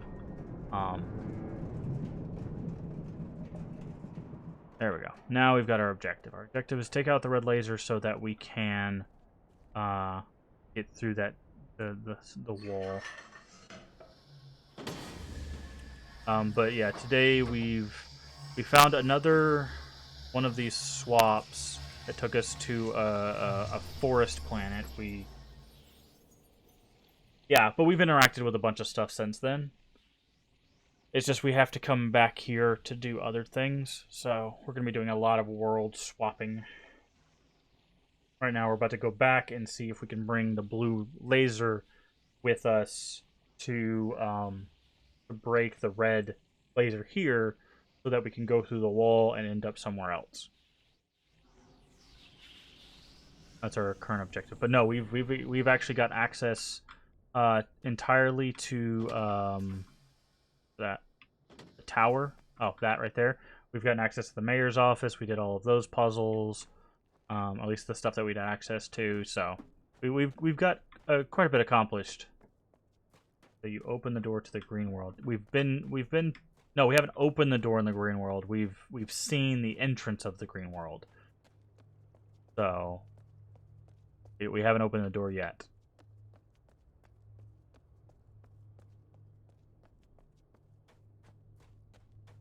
Yeah, it's like right there. That's the swap that we went through. But unfortunately, the door was closed and the panel is up on a ledge that we can't get to currently. So the world that we were just in, the stone world. I'm not sure which one it's called. That one seems to be where we're going to get our most access to stuff. So, alright, we're going to need the minecart. Oh, it seems like it's facing the right direction, maybe? I don't know. But yeah, we basically opened up most of Hohenrath. Now we're doing stuff in the other worlds.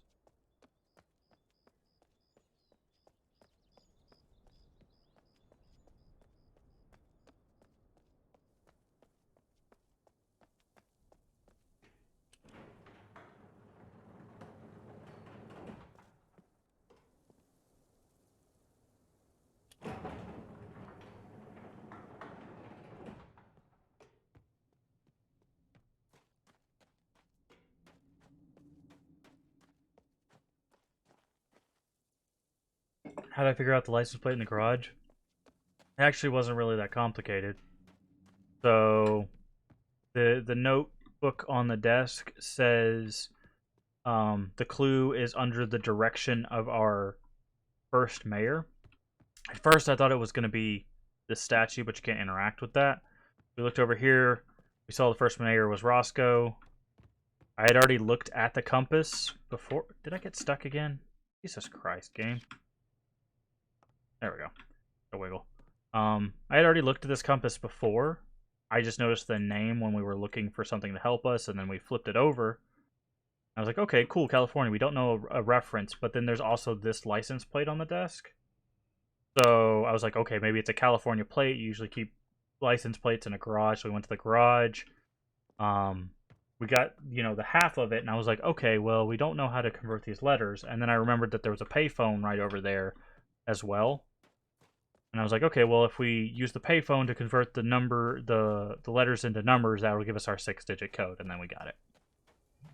So a lot of the clues were like right there together, so that was really helpful. All right, so can we go in this?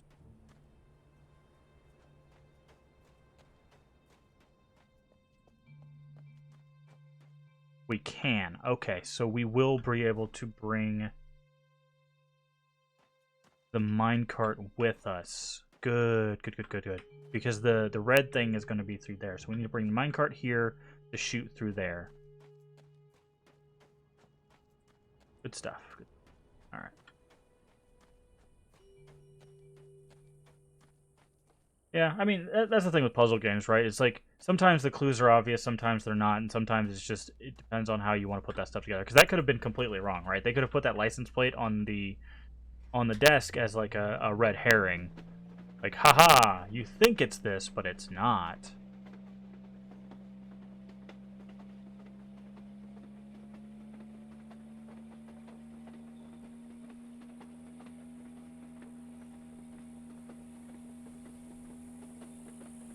But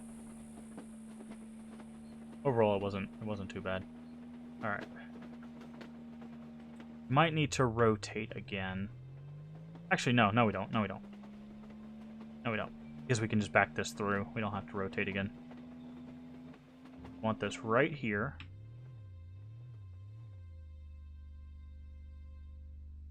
Alright, I don't think we can have the laser going, but we can kind of see the spot. So we want to take this with us, but we can't get out here.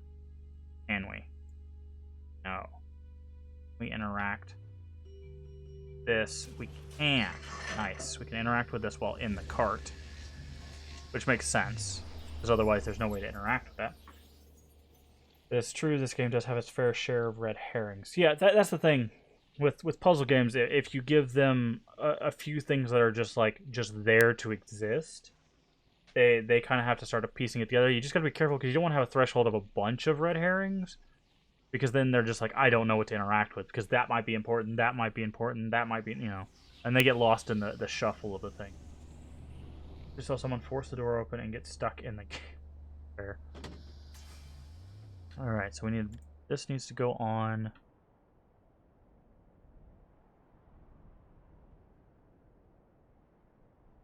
Back a little bit more.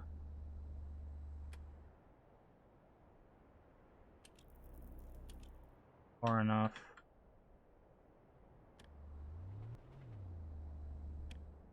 That should be good. Good stuff. Okay. That's all we need that for.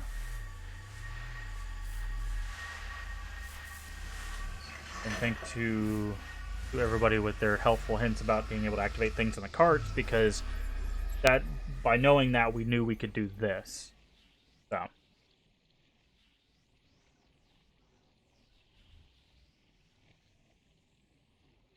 Yeah, I'm actually surprised that we're being able to kind of get through this pretty fluidly. I don't feel like we've been really stuck. I've been just trying to see if there's little stuff. Because we already knew that we needed to break the red thing. We just didn't know why until I realized we can move that lock and rotate the bridge another thing. So, actually, let's go back this way. There's a lot more to the game. Yeah, I know. There's at least... well, we know of one other world, but there's at least a whole nother world that we have to interact with, because there's 3 other trees, and we know about 2 other worlds, right? We have the stone world that we're in, and then we have the green world. We haven't seen the other one, but I'm guessing it's this world, that purple world out there. So, those would be the 3 that we have to connect the trees with. Get out here. Now that we've done that, we need to get back to a swap machine. So back to the mayor's office. So we know of the worlds, but we also know that we haven't really gotten to the point where we've seen a tree in the other worlds yet. Go up.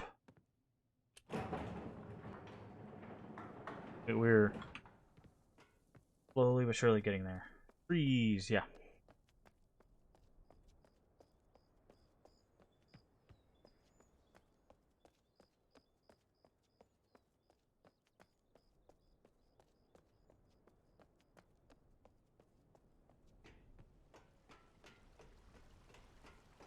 Go to that direction.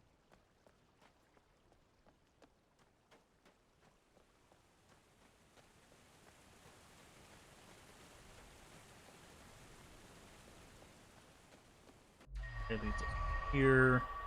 Now we can take this. I'm trying to think. Need to take the elevator? No. Now that the red thing's destroyed, we need to take the bridge. Bridge is going to put us somewhere else. Maybe that's how we're going to get the machine to move. Okay. Because if it's going to teleport us to the other side, that in theory is across from the chain.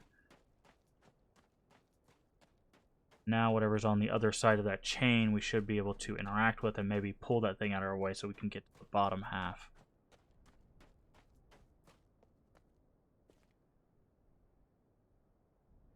Down. Open. Button. Alright. Yeah, we're making some good progress. I thought we were gonna get stuck there for a second, and then... Like I said, I needed to find what was the next objective and why.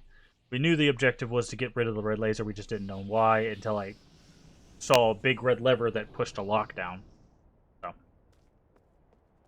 now we can rotate this and we can go through that wall there, which is going to put us over on that side.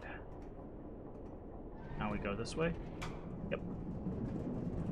Because see, if you don't push this lockdown, you can't go further than this, so you never reach this wall. But once you push the lockdown, it gives you access to do this. Alright. Cool. New area. Let's get back into explore and focus mode here. Try to get an idea of where our directions are. Okay, this is already going. That's a good start. Alright. Nothing down that way. This machine does look like it might connect to the other side, so maybe this is the side that we can get moving.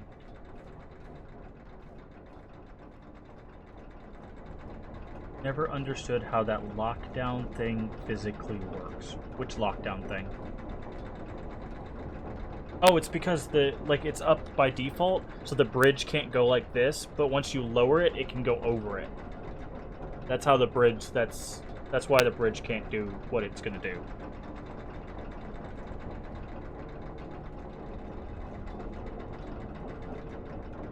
Okay. Oh. Okay. Well, it seems our only interactable is... Yeah. Doesn't look like there's any other directions. I want to double check. We don't want to miss anything. All it takes is missing a little thing, and then that's it. But no, it looks like we're just going to pull this lever up here. And, oh, maybe this is... Yeah. So if this is what I think it is, which it does look like, it's going to pull that carriage thing to us. Are we? No, we're moving. Okay, never mind. Never mind. Oh, but it does move the carriage, which is what we want. So now that that's out of the way, we have access to the whole left side over here. And we can just go straight down. Cool. Nice. Very good, very good. Progress, progress, progress. Saturday is the day of progress, apparently. So now we have this whole new area over here to interact with.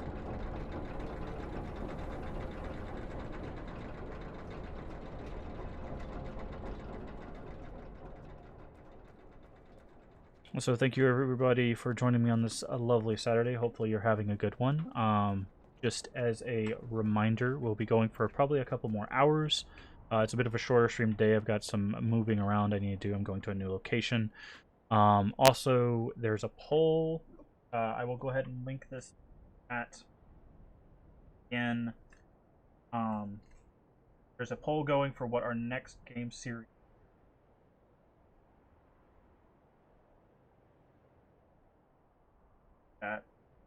Hard to do it from the phone.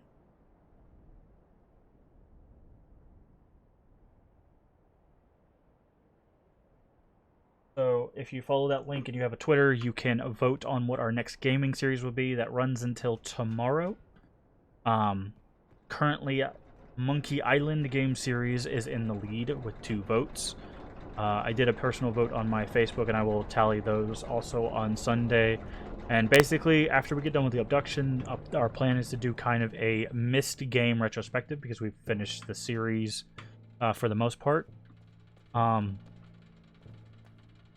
then, as soon as we're done with our retrospective, we will jump right into the next game series, which, once again, currently looks like Monkey Island. You can also follow me on Twitter there. I will be posting more often. Yeah.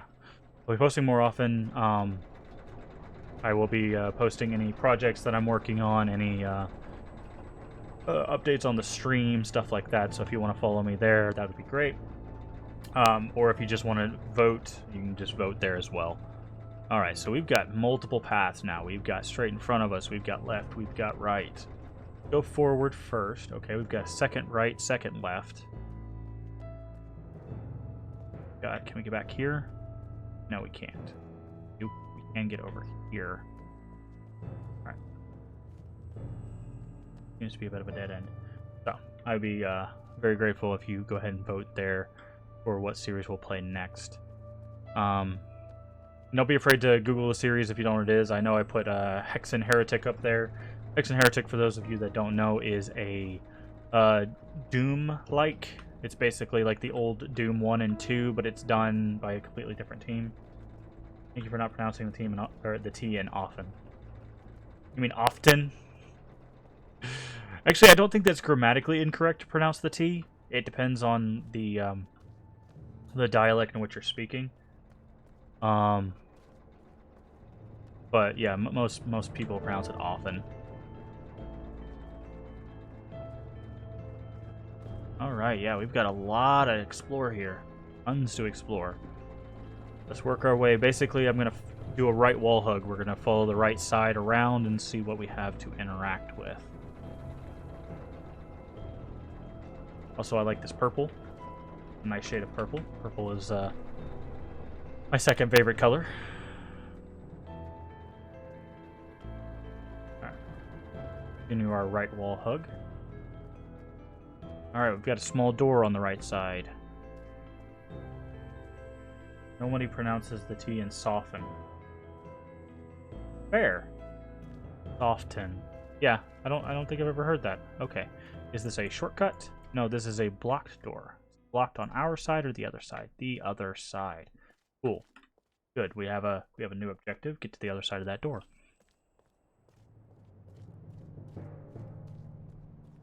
All right, this is the second stair on the right. All here. Also, if you're enjoying the show, don't forget to hit the follow button. The follow is free and helps the channel out tremendously. I usually say that at the end of the stream, but I feel like it's a good time now to get people involved. And as a friendly reminder, don't forget to use your Twitch Prime or Amazon Gaming or Prime Gaming or whatever they're calling it now. You get a free sub if you connect your Twitch account with your Amazon Prime account. Don't forget to use that on Twitch and support your favorite streamers. It's very helpful for them because they do get. It's basically free money. You're already paying for a subscription to Amazon Prime. It just allows you to kind of spread that love to your favorite streamers. So definitely go out there and check if it's up. If it is up, go show your love to those streamers. You can obviously use it here as well, but we're all about kindness and positivity here. So definitely share it with whoever you think needs it most or whoever you want to support.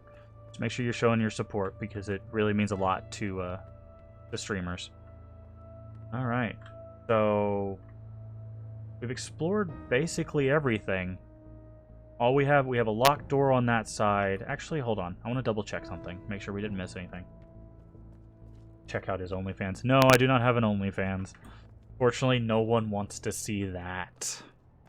I don't even want to see that. But yeah. Also, last little plug here. I just want to check, make sure we didn't miss anything over here. No stairs or anything. No, okay. Last little plug. There is a link to the YouTube down at the bottom. So all of our playthroughs, with the exception of Cyberpunk because of the weird nudity maturity thing, are also moved to the YouTube as we finish the series. So once we finish Obduction, the entire Myst series will be uploaded to YouTube, and you can watch those at your leisure. So last little plug there. Let's get back into the game. Okay, making some progress. We've got a locked door. We've got stairs. Okay, stairs are leading into... Oh my. Hello, friend. This is the thing we've seen the statues of. Looks like it's got a machine going through its face. I would say the machine one. Oh my. Very cool. I like this. This is a very cool aesthetic. I like the harsh stone with this like very organic bone structure. Very nice. Very nice. Alright. Back to slow.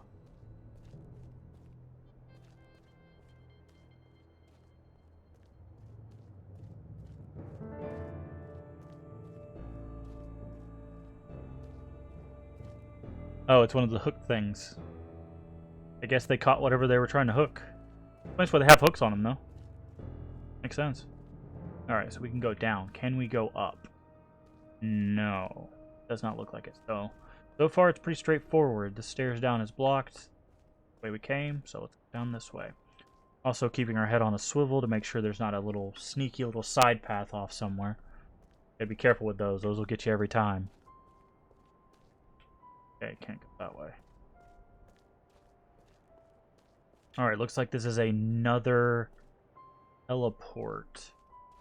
Alright, we do not know where this goes. Where does this take us? Alright, still in slow mode. Let's go. Got it on a swivel. Cool.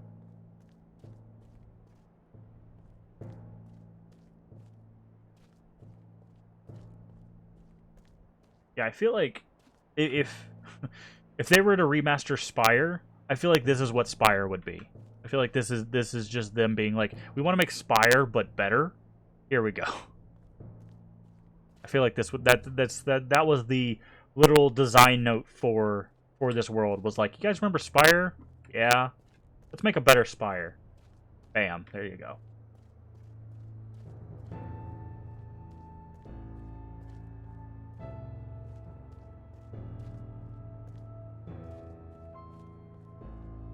Which, honestly, I didn't mind Spire so much. Like, I think it was definitely... The one complaint I would have is that the notes are not easy. Like, some obvious notes are easy, but the notes that actually help with the solution seem to be a bit harder to find. But, again, I'm terrible at scrubbing my face along the ground like I should. Because the thing is, I assume everything is going to be from, like, eye level up, right? Unless something tells me to look down, I don't really check the ground as often as I should, and that's probably why I run into problems. Okay, we have a green teleport here. Now, if this is where we think it is, it's going to lead us to the button. And the button will allow us to open that door. We will go there in just a second. Don't want to change worlds until we've fully explored. I feel like these stairs are hiding something. Hold on. Let me double check. Okay, no, never mind. Well... no, okay, that's where we came from. I just felt like I might be hiding something. Okay, there's another cut. There's something cut here. So that's going to be important too. That may be where that sphere comes from, actually. It looks like the same interior. So, okay, good to know. Which means that if we get over there, there might be a swap machine. So, we'll go there in just a second. Let's go up here and see if there's any shortcuts or interesting area stuff to explore. Okay, there are stairs up. Don't want to miss those. Those look important. Alright, we're at the top of a machine. We don't know what machine it is. Can we go this way? Okay, we can go down and we can go up. I'm going to go down first. Alright, we're butting up against the edge here. I think this leads behind that door. No. It leads to... looks like a chunk of Hoonrath. Alright. So this... actually, we haven't seen this lever before. Hold on. There's a way to test. We don't have to go in here. Interesting. So we have that there. We'll leave that there. So we currently have two swap machines. Let's go up the stairs. I don't want to change worlds until it's our only option. I'd like to get as much of this explored as we can. Back to slow mode. Sorry, I didn't mean to be running there. Okay, now this is here. In theory, this is going to lead us to the other machine. The one that we turned on. So far, very likely. Okay, we are going to take this direction.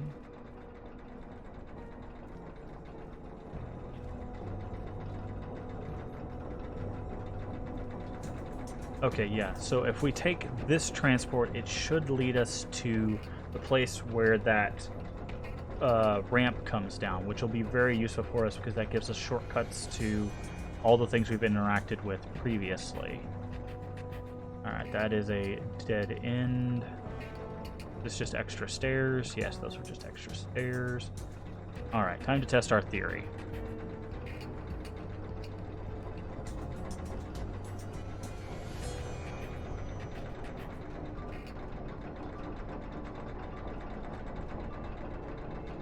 So, theory being, this is going to lead us to the ramp shortcut. Let's find out. Now, this one's not moving anything because the thing that was on the bottom chain is already disconnected. But we need to get up here because it allows us access to an elevator. And it allows us an access to a shortcut, in theory. This may take us somewhere else, but nope, it's looking like I'm correct because there's the broken thing there. Cool. So we're going to lower that bridge, which solidifies my theory that that box over there with all the buttons is literally just a box of buttons. That is what happens when you're starved for interactables. You will find anything to interact with. Now, I mean, the theory could still be wrong because I could try to lower this bridge and then it won't lower because we haven't solved that machine. But one way to find out. Alright, the machine is superfluous because it literally just disconnects..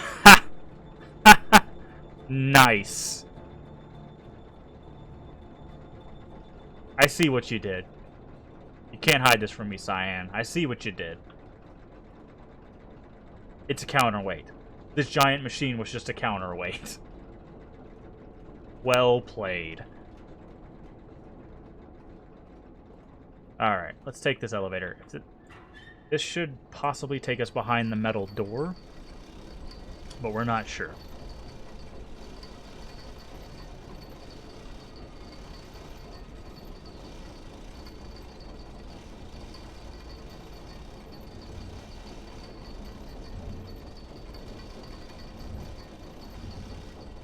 Okay. Alright, we've got a set of stairs. Oh, it takes us to another swap machine. Okay. We now have interactions with 3 swap machines. Ah, and I see this is the interior of the sphere. Yep, we're going to need this. Where's the lock? Lock on this somewhere.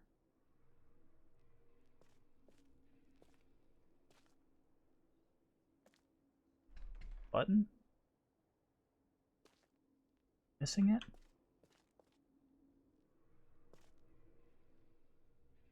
Huh. This is supposed to be a shortcut. I guess it's on the other side. Oh yeah, there's the beam on the other side. Okay. So, we know what this does. Yeah, I saw. I was thinking it was the other metal door, the one that's that direction. Alright, so... Yes, we can get back here. What we're going to do, we're going to actually take this swap because I know where this is taking us. This is going to put us inside the sphere, but it's going to swap the interiors, and as we know from the interior of the sphere in Hoonrath, there's stairs on either side. Well, those stairs don't help us, but those stairs will. So let's go ahead and take this, because we need that there. And then we'll take our normal one back, use the ramp to call the elevator, and yeah, we can get back here rather quickly.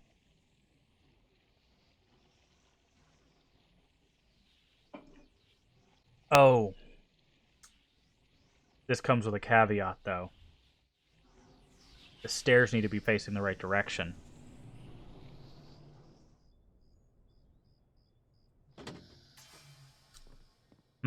I do not remember the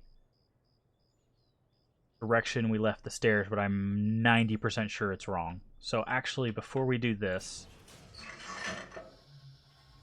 we're going to go back.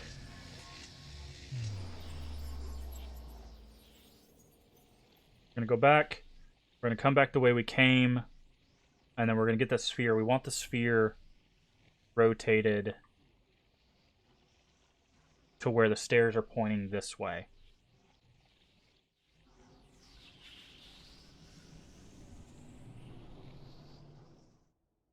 Yeah, okay. Good stuff, good stuff. Let's go.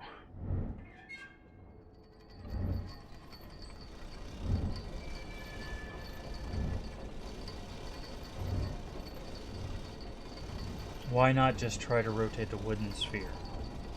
I mean, we could. Add a loading symbol later for players to know if the world even was really loading or a dead circle. That's a good thing to add. Yeah, I guess we could rotate the wooden one. Yeah, that'd probably be the easier one. That's a good point, Copel. Let's give that a go.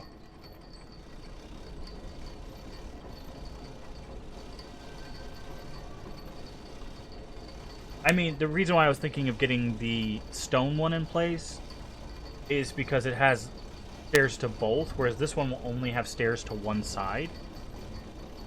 Given we only need access to one side currently, but I feel like later on it might be to our benefit to get access to both sides. But that is a fair point. Let's try it. Let's just try it with the wooden one, since we know how this interaction works. Well, there's just another door up there. Bar on this side? Maybe we can open that one. I don't know. Let's try it. Give it a go. No harm in trial.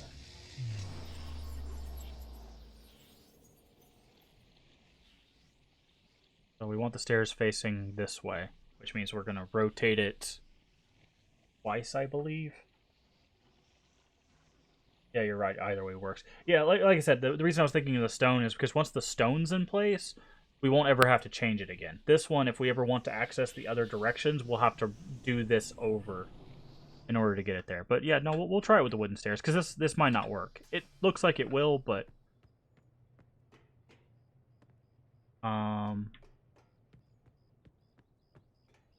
Well... Okay, we can go down. So I have to say, well, that might be why it doesn't work, because we can't get off the platform, but now we can. Yeah, I was thinking long term, but yeah, as a short term solution, this definitely works. I can find the silly ramp. Alrighty. We're gonna rotate this. We need to figure out how much it rotates. Is it a 90-degree rotation? I'm pretty sure it's gonna be a 90-degree rotation. Yeah. We need to rotate this twice. That was one. That was two. More than one way to skin a cat. Is there, though? Also, why are we skinning cats? At 45 degrees?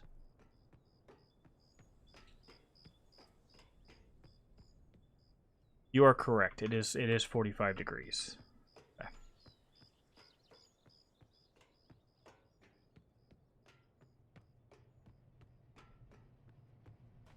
So, 2 more spins. How's it going today? It's going really well. We've actually made tons of progress. We've opened up pretty much all of Hunrath. We found some other worlds. We know our main goal for the end game. We're doing a lot of maneuvering between worlds to solve puzzles. It's going really well.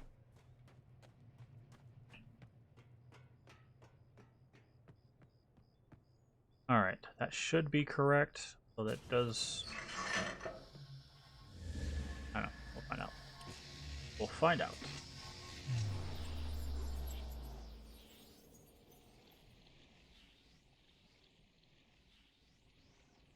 Did I go too far? Well, if it's 45 degrees, no. But because it would be 2 to go this way and then another, because we want them facing opposite directions, right? So either we just put it back where it was, which is exactly what we did. So it can't be rotating 45 degrees. Otherwise that wouldn't be there. No, this is right. This is right. This is right. Because the entrance isn't down there. Because now this gives us this shortcut. Alright, so that just gives us access to a shortcut.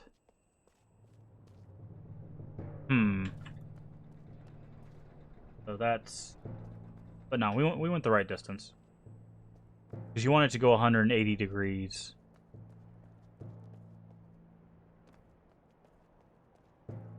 Now the real question is how do we get to that behind that other door? Also, we need to see if there's other exits. Now that we're looking at this, we need to see if there's other exits below. That's where we came in. Any other exit/entrances? I think there might be one down there. Wish we could see through boards.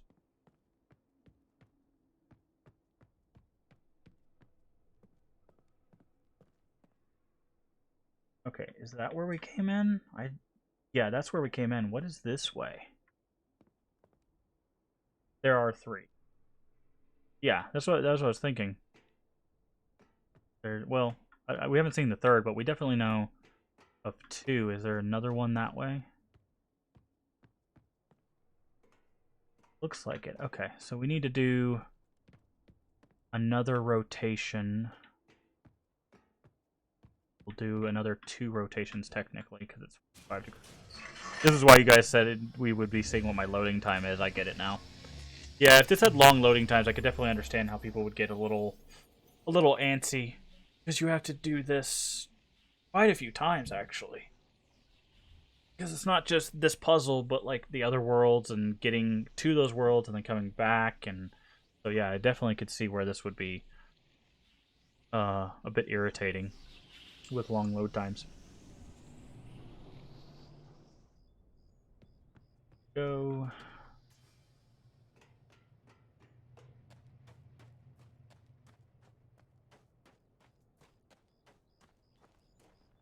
Twice.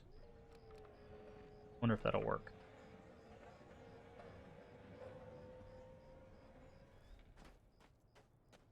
That work? Apps work? I think so. Maybe not. Wait. It's facing... I don't know. Check.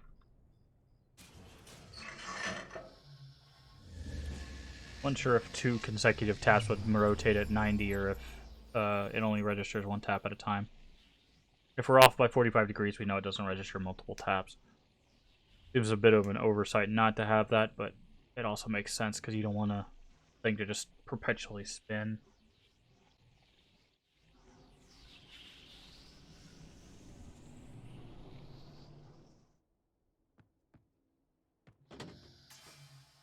Alright, yeah, it only did 1 at a time. Well, it's still good. Still a good test. Just to make sure.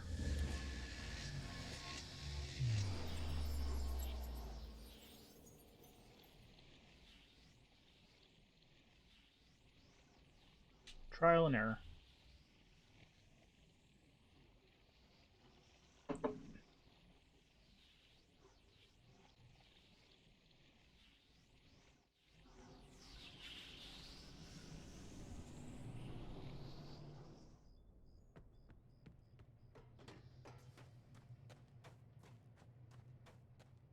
Alright, so this will lead us down to what looked like a green path. I'm not sure...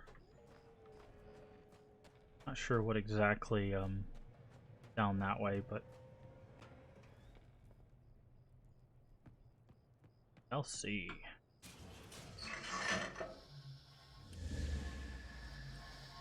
We know one path is the path we came in on, so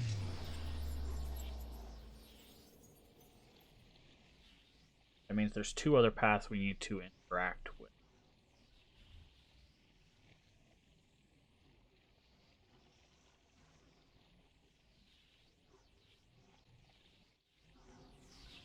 Okay.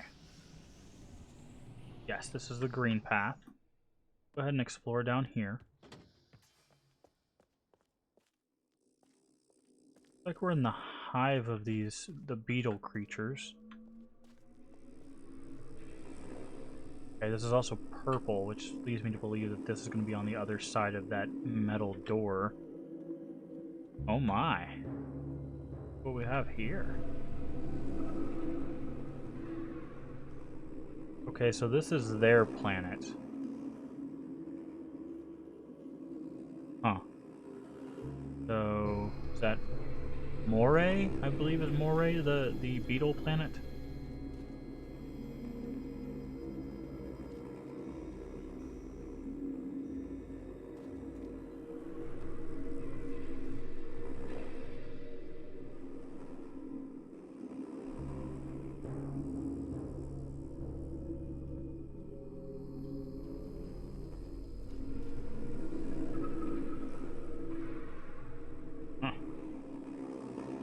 Where does this lead us?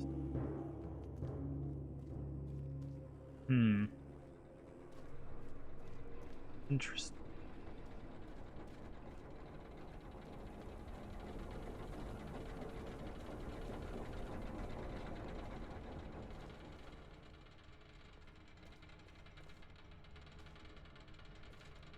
Can't. Hopefully we can like uncouple this. Even if we could, it wouldn't get us anywhere. Can't go through there. Okay, so that seems to be a dead end. It gives you an idea where the hive is in relation to the main platform. Okay. That may be important later, but currently we can't do anything with that. Maybe if we turn the machine off. I mean, we shouldn't need the machine. I don't think, other than maybe the elevators. Alright. And we've moved into another swap. And this is that purple swap. Okay, we also have notes. Alright. Please read thoroughly. We must have every detail in place. Our lives and our species depend on this being executed perfectly. The locations and times in these documents are based on the information leaked by Ruko and Chavar. Our lives depend on the accuracy of the information we received from them. Remainers. TW on Earth. Tarar, Apar, and Orbar on Marae. Arai, one Polyarch on Kaptar. Okay, maybe Kaptar is the planet. Or Arai. Arai is the species. Okay, day 17143, hour 12, begin chambering. End of day 17146 AH. Farley verifies manifest. All souls chambered. Beginning of day 17148 AH. Remainers in place with hands-on swap trigger. Okay. Beginning on day 17148 AH. Ruko and Chavar arrive. Question mark. Chambered by Tarar. Beginning of day 17148 AH. Tarar on guard of chamber. Trigger time day 17148 AH. Hour 5 minute 33. Could vary by plus or minus 4 minutes. Wow. Trigger locations. As prescribed, all locations should have small error allowance. Mare has largest margin of error potential. Be alert. Trigger task. Trigger reswap immediately after swap. Any delay increases the risk of detonation in home sphere and the risk of a remainer being disabled in Mofang. Communication. Farley, I'll ensure that all remainers, or in the case of Kaptar, the remaining Polyarch, receive and understand this document. Is that what goes on the machine? Hold on. 7, 6, 4, 8, 5, 5, 1, 6, 7, 9, 7, 5, 0, 9. I swear to God, if the machine actually does have a thing to it and that's it, I'm gonna laugh real hard because it wasn't just a counterweight. Alright. Can we interact with this? No. Oh. We have a scale. Interesting. Okay, so we can't interact with this one, it doesn't seem. Cool. Now we know what was here. That gives us a bit of information. And also, it kind of solidifies that... Oh, didn't see this, friend. Ouch. Someone didn't make it. Kind of solidifies that the purple planet we see on the outside of Hunrath is the Mofang world.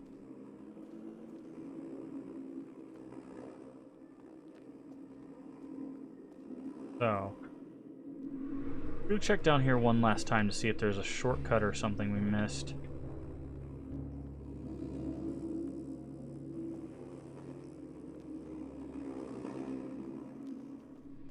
Seems kind of odd to have this entire area here if you can't really do anything. Although, like I said, it may be that we need to shut off this machine so we can walk through the wheel. Here. But... seems kind of improbable, but we'll definitely try it when we get back that direction.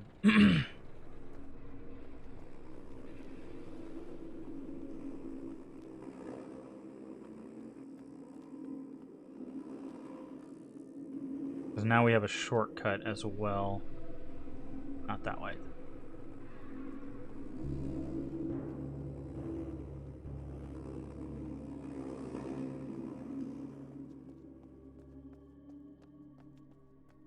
Okay, so we need to rotate this another 90.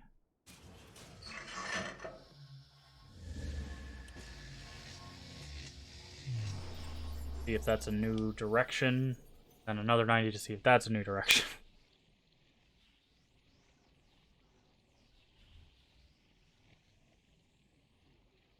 Oh. My guess is the next one we run into is going to be the way we came from. If I'm getting the spatial awareness correct. Might not be, though. Rotation is a bit different. Travel between the two. 1.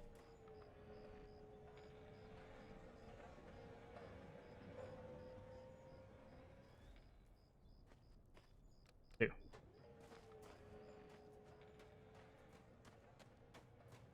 Yeah, this is going to be our starting one, I'm pretty sure.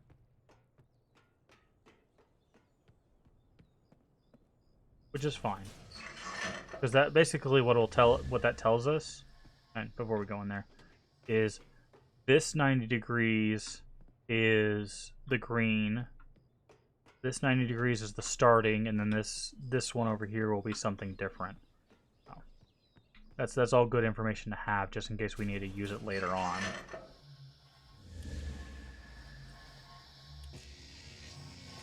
Also, don't forget we do have 2 or 3 swap machines. I think we have at least 2 other swap machines to interact with and see where those take us. One of them does take us to the green planet, which hopefully will be up on the ledge, which will allow us to open the door. Although that robot looks very similar to our math robot, so you know. Okay, yes. So that is the way back to our elevator. Good to know. So there should be one more direction, and it's another 90 degrees.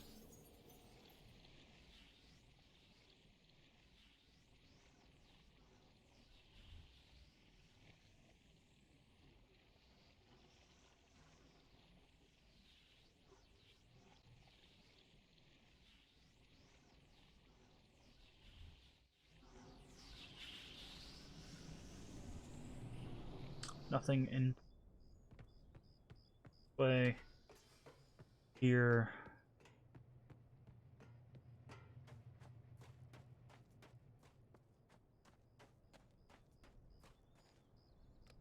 One.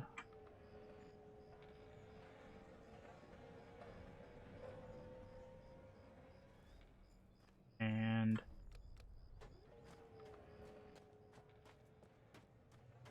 assuming they're all at 90 degrees. Now, if this one's off by 45, that means it's not at every 90 degree. It wouldn't make sense for it not to be, but it is a cavern, so caverns don't have to follow like logical directions. They can just come from wherever and go wherever.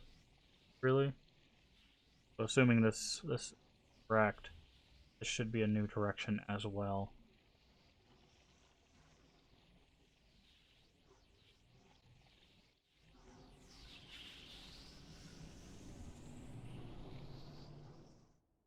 Okay, this is not. Interesting.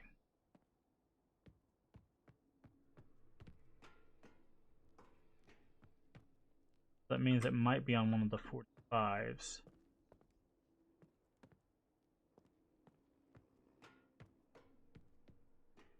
Went that way. That way is to our elevator. Huh.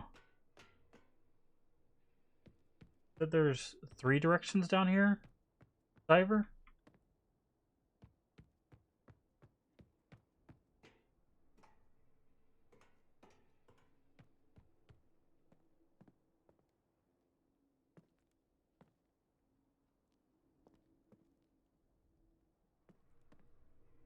Being a third.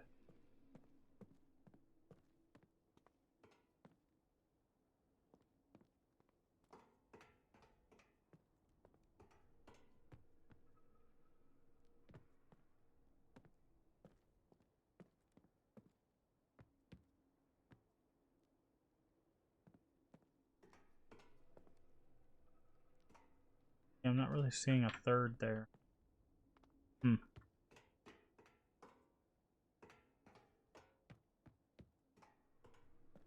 Alright, so we need to rotate this. Gives us our quickest way out. That way, so we need to rotate it another 90 degrees.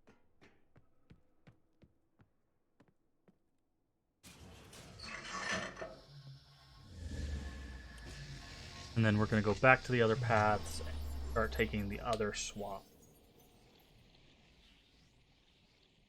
I'm going to take the green one first to see if it does in fact lead us to the panel.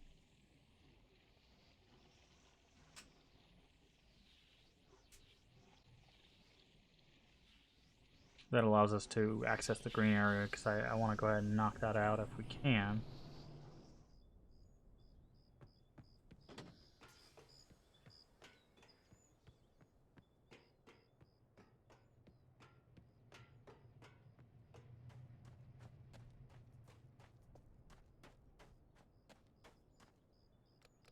One.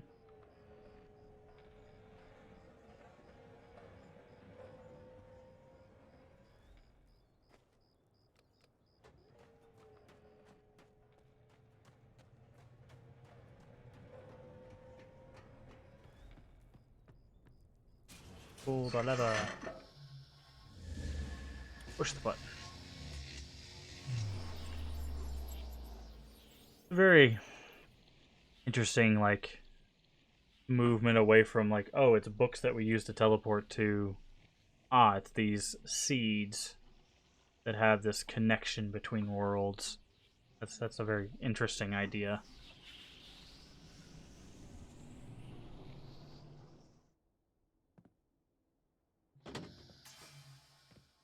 That does not lead anywhere. Been down there.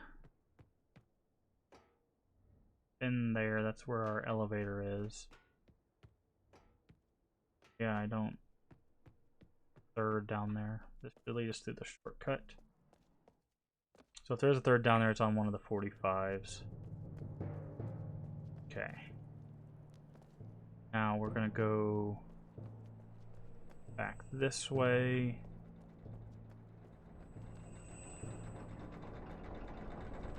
I think we will... I'm trying to think. I'm thinking maybe we will try turning off that machine. See if we can go through that part with the wheel. But let's finish exploring what we have access to, and if we get stuck, then that'll be our interaction.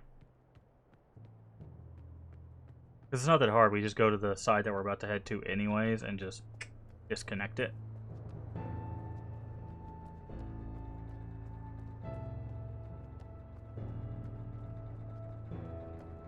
See, in theory, it's right over there, right? So if we go over here, right, it's right there. But I don't really see... Well, there is a little bit of area back there. Not sure why we would need to get back there, but... See anything from this side? Not really. Unless there's a swap machine. Hi, Sabidro. How you doing?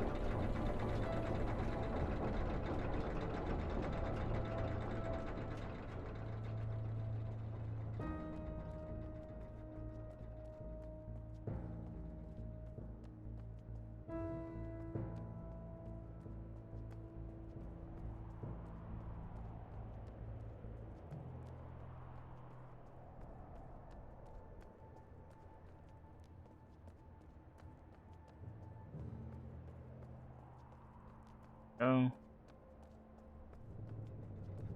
This.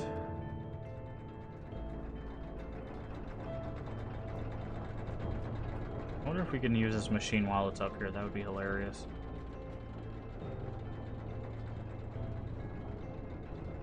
Out of curiosity, so 7, 6. Oh, we can. 0, 4, 1, 8, 5, 5, 1, 6, 8, 2, 7, 9, 7, 5, 0, 1, 2, 9.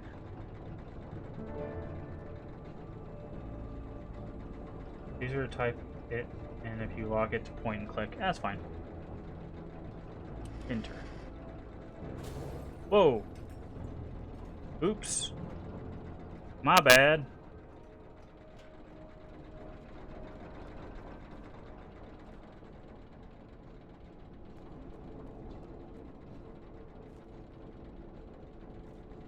Oh, guess we don't need that.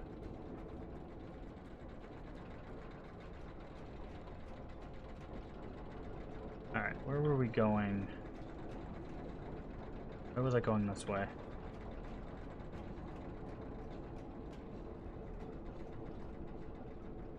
Okay.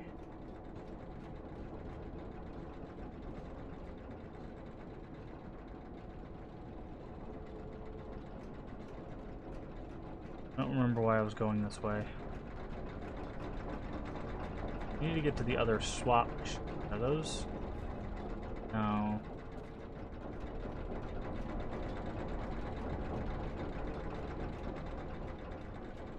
That elevator takes us to that rotating room we were just at. Where were the swap machines? Oh, I think I remember. We gotta go to the bridge, not that.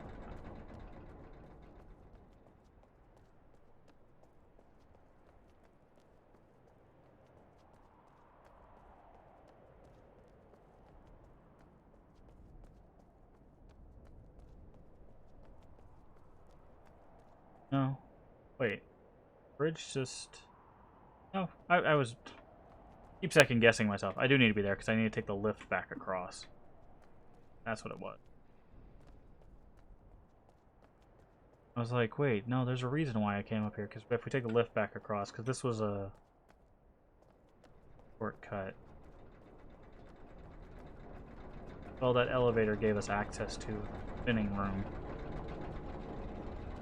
which we currently don't need at the moment.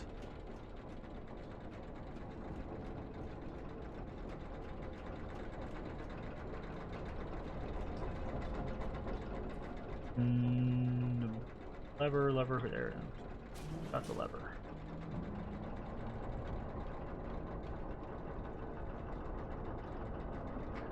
We should have 2 swap machines. Again, we'll be taking the green one first. You tell them the truth about the machine? That it's a red herring? It's literally just there to mess with you? If that's the case, I figured that out.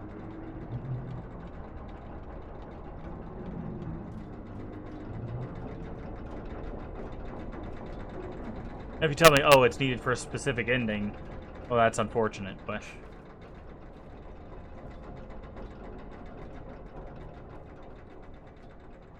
Do funny things with it, really?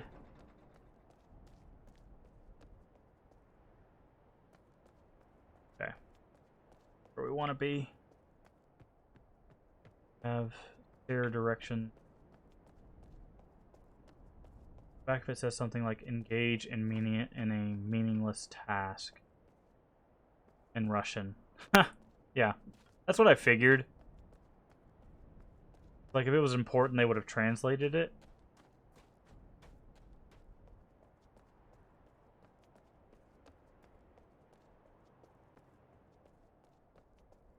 All right. I want to take this one, and if it takes us where we hope it'll take us, we'll be able to open up the green area, assuming we can solve whatever puzzle is on the door.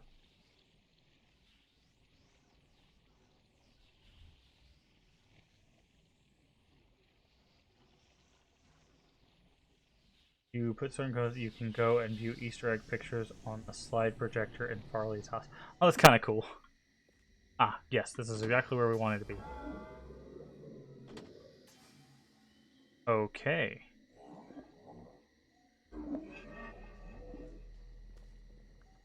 Oh, that wasn't... That was it. Okay. Cool. Easy enough. I have no reason to come back here. So let's go check out the other one. See where that takes us.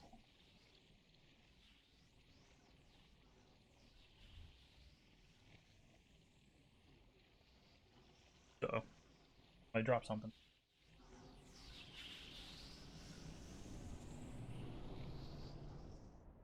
Other one was up the stairs. Oh. Drink left?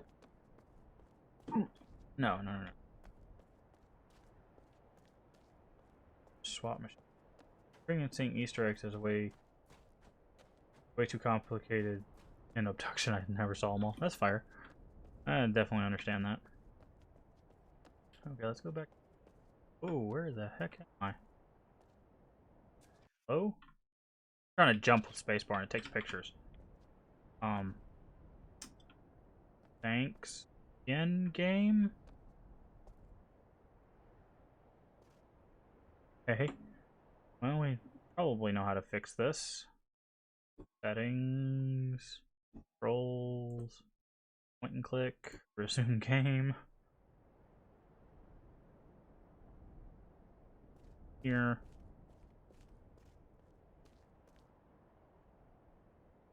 Back to control.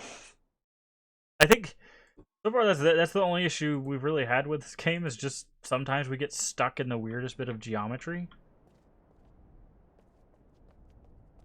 Like we got stuck on a pole, we got stuck in a rock, got stuck on the side of a hill there. I know there was another swap machine around here. I said we would come back.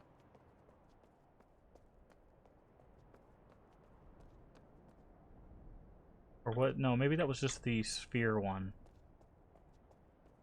No. There was another one. There's another one.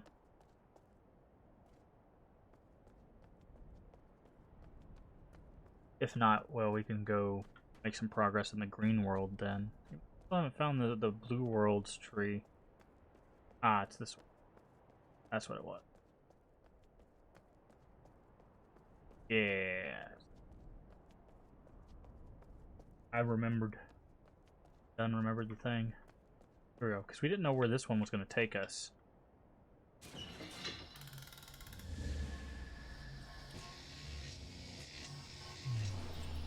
Probably to the other world.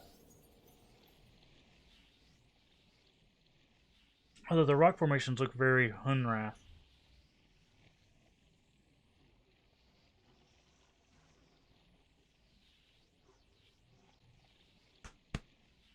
Alright. Come on. Where are we going? Where are we at? What are we doing? Are we on fire yet?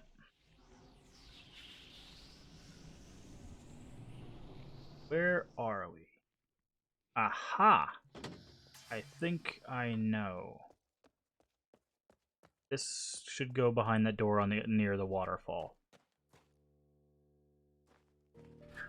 No.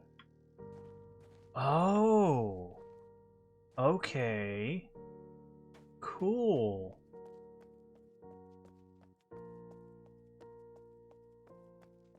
Very cool.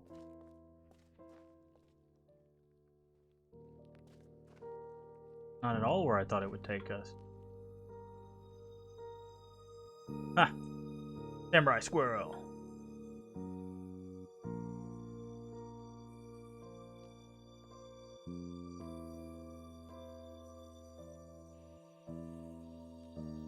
You too, I swear.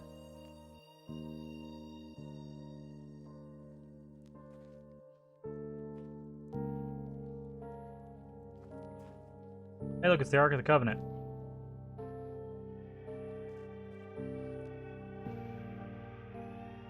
Adventures in the Ages of Mist and Beyond. caverns miles beneath the New Mexico desert, the Duni ruled an empire that lasted 10 millennia. They wrote linking books that allowed them to span universes, ignoring the primitive humans that infested the surface. But the glory of Duni was brought low mere centuries ago, and their ages were left empty and abandoned until now. Called to the desert, we have found our way down to Duni. The secrets are in our hands, our future, and its future is ours to determine. The next chapter of Duni is unwritten. So, in 1993, Cyan introduced us to the surreal worlds of Mist and the Duni. You can make your own journeys and adventure through the ages. Discover focused mechanics, play in modern historical Duni, unlimited possible environments. Okay, so I want to do this.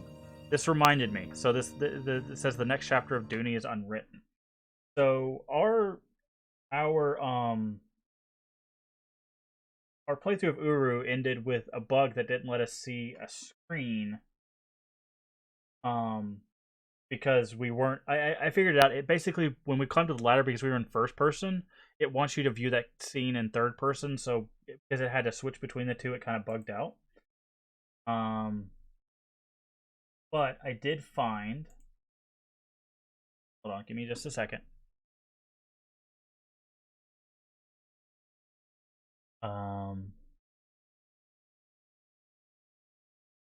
Did find this. So this is the screen that we missed at the end of Uru.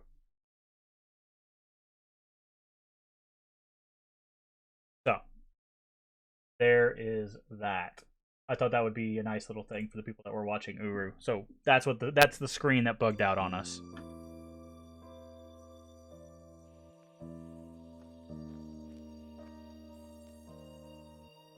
Okay.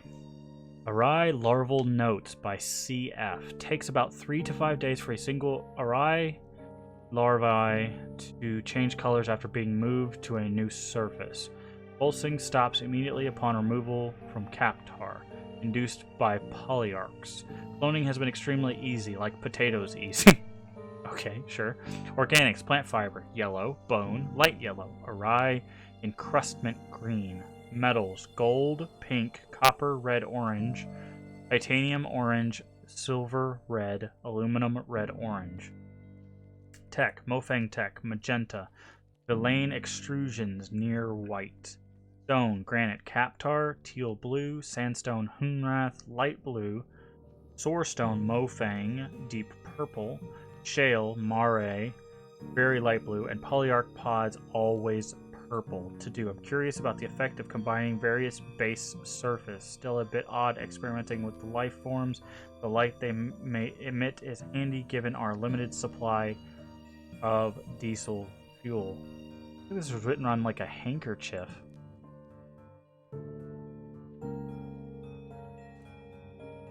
Okay, so that's the different colors we're seeing. That's the tabletop RPG. Wait, do they have a Mist tabletop RPG? Is that a thing that actually exists? Also, I like how it's called Unwritten. Nice.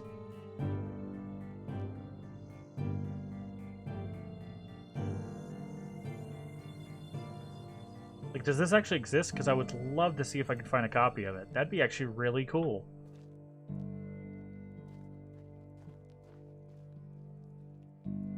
I learned that color circle thing at school. I mean the color wheel? Yeah, complementary colors are across from each other. Split complementary is you go one color into the adjacent colors. Yeah. Also, it's the easiest way to remember the rainbow is Roy G. Biv. So red, orange, yellow, green, blue, indigo, violet.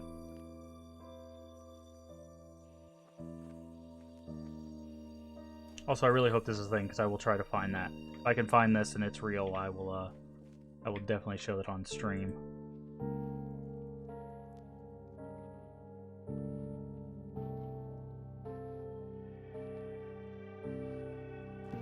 More enhanced because of media designed and stuff. Are you talking about like color wheel? Oh, huh, look. that's the material you're talking about on gold. If you're talking about like how you view this kind of thing, see, this is based on like additive color, right? So this is like with paints and stuff. You're talking about like in relation to computers and stuff that uses a different. It uses similar colors, but it uses a different kind of system. Like that's why it comes out as RGB, which is red, green, blue, which is it's more about light, less about additive color. So that's why when you put, because the real color space you look at is cyan, magenta, yellow, black, and if you overlap the RGB, they make white. Whereas if you overlap, in theory, when you overlap all the additive colors like paint and stuff, it comes out black. So it also helps with printing and stuff. Everything, how light comes into existence. I mean, yeah, it's interpretations of how the photons are bounced off of. I'm guessing this is just the backer stuff. There's no real reason to go through any of this.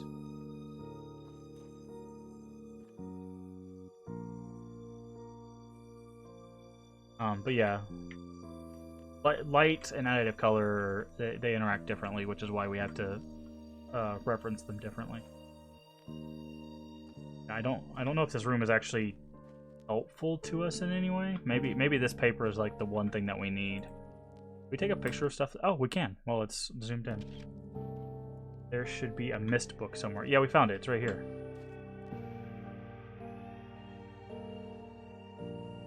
Unless you're talking about a different mist book. There's a book you can read here. Cerberus by B.S. Wolf. Okay. Ah, here we go. Mist. That's not a book.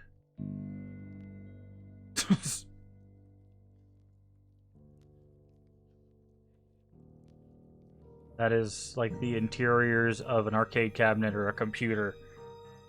Am I supposed to be able to do something with that, or is that just it? Is it like a joke that they're actually like all of them are simulations powered by a computer? Simulated linking panel. Yeah, okay. That's cool. Fan-made mist book that could play games. Oh, that's actually really cool. Alright. So that doesn't seem to be doing anything for us. Now we can go... Can you open and close this door from any direction? So, like, could we just reclose... Oh, okay, we can just reclose it at any point. That just gives you an extra direction into it. Cool. So now we need to go... Caroline's journal in there? Really? Yep. Also, they sold it as a Kickstarter project. Oh. Caroline's journal. Tons of books here. Oh, I guess that's what this is. Ah, here we go.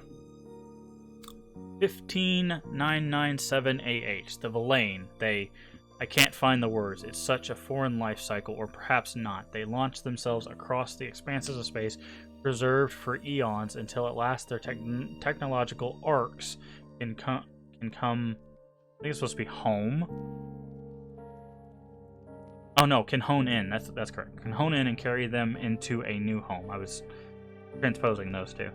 They have no connection with their predecessors, but in spite of this, perhaps because of this, they have amazing recollections of their history.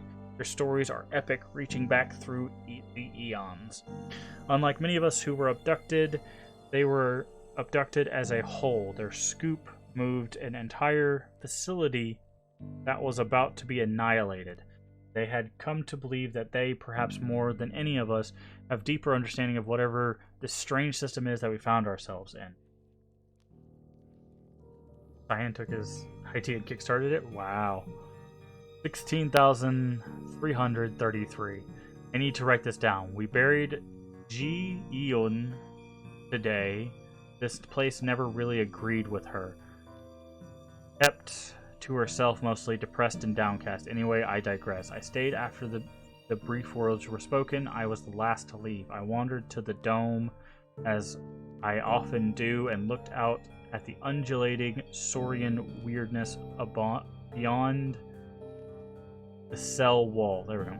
Movement caught my eye. Now, on very rare occasions, we've seen Mofang scrambling about in the distance, but there have been fewer and fewer sightings over the years. But before me was a tall, haggard Mofang running desperately, almost directly toward me from one of the distant structures. I can't tell the gender, got closer and closer.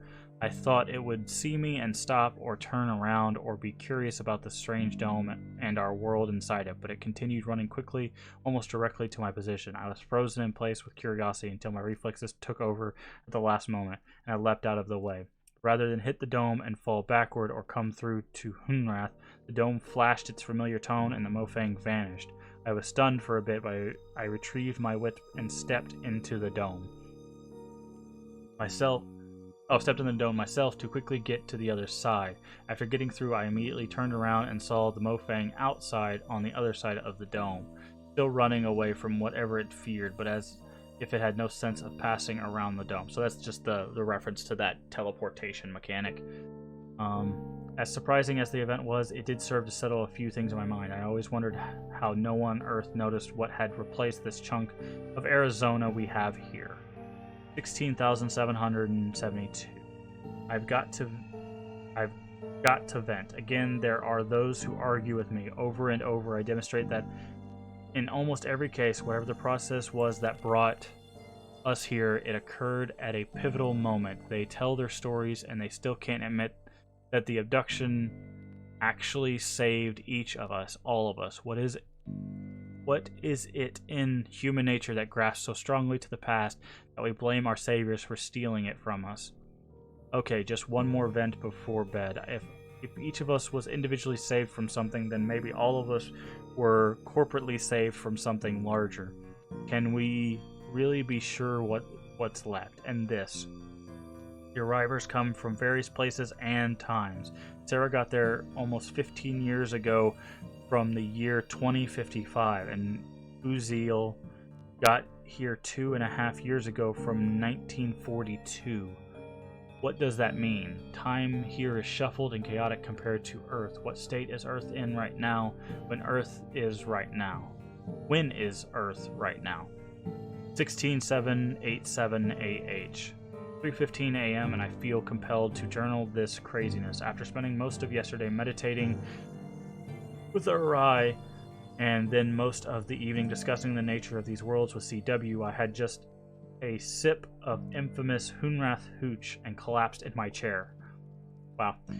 Well, I was just awoke from a dream. I am not one who puts a lot of credibility in dreams, but maybe the Arai were able to move something in me to understand, or possibly because of the intense discussion, my subconscious mind was triggered to be able to sort out some logical connections, or maybe it was the hooch. The dream. I was tending a garden, an immense garden, and it wasn't for food or flowers. It was about the health of the garden. I kept working and working to control it and contain it and make it healthier, but the garden seemed to fight me at every turn. And after what seemed like days of work, I finally gave up in frustration, and as I stood there doing nothing, the garden flourished before my eyes, growing and spreading in every direction. Because I realized the system that the plants were based on was not about me shaping and controlling. The natural system of plants is healthier when they are out of control, when they are free to spread and intermingle and cross-pollinate and mutate.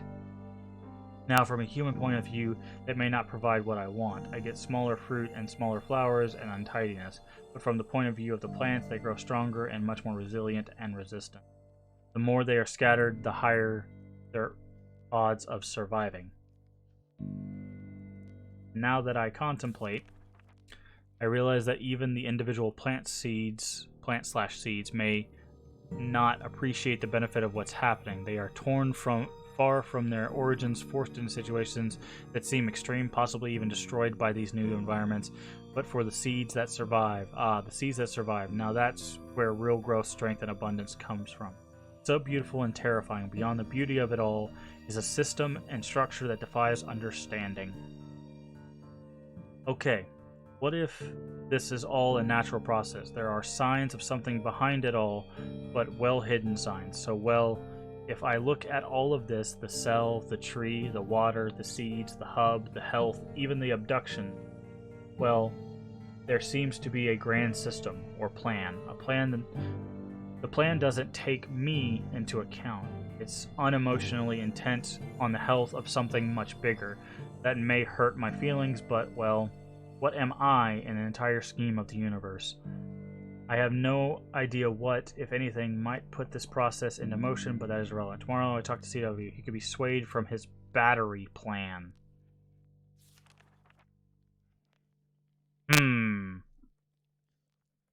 17145. I really don't journal much. I came to write this down because I am distraught. As I contemplate the plan that I have set in motion, I realize that I have become the destroyer of worlds. I sat down to write to seek some cathartic tranquilization and realized the last thing I journaled was some esoterically beautiful philosophy about letting this garden grow. Not so reaffirming or calming, but nevertheless, here is my reasoning because I must write this down. Simply, it's us or them. Complexly, if this is some kind of garden and we're the plants or seeds or whatever, well, some of us have gotten together and decided that we're the better choice to survive. If the others have unilaterally decided that we all won't survive, I am more fit. Damn it. Really? That's just a random thing to throw in there. This is not me. I want to be calm and garden or ungarden or grow or... What gives one species the right to destroy another species? Who gets to choose? Oh god, they're gonna have this existential crisis, really? Do I just lay down and die because the more aggressive species thinks they're better, more powerful? What brutal scale do I use to measure the good of some... You need no class. Good of some against the life of others. Does love ever destroy in order to help more survive? Love itself to survive. Does that even make sense? Can I kill because I think it will bring about more love? What if I'm not even capable of understanding a situation of hate versus love? Maybe I am the hater. Do I generate this love delusion to help me maintain my sanity in light of the choice I have made? My god, it's too much. If these are just my walls of delusion, then I chose to live within them. I am a seed scattered by the wind, but I will not simply be trampled. I will kick and scream and survive. May God have mercy on my soul. Alright. One had a bit of a existential crisis there.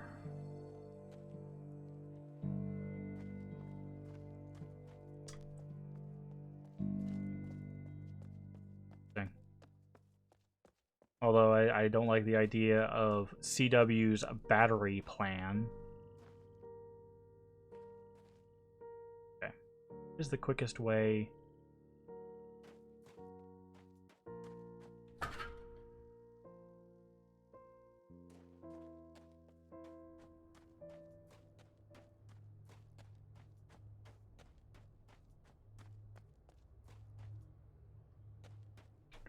The quickest way back up there. Probably this. Okie dokie.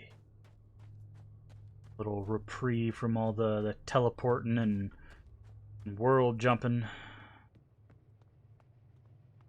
Alright, so we're gonna head...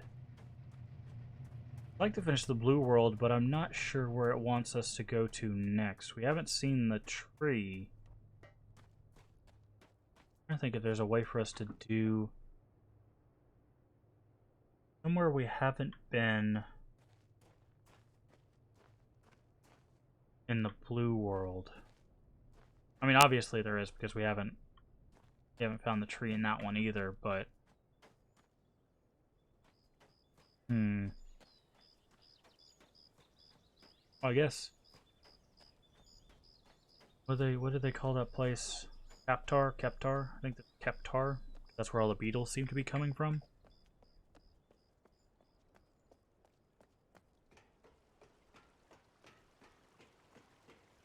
Is there somewhere we've missed?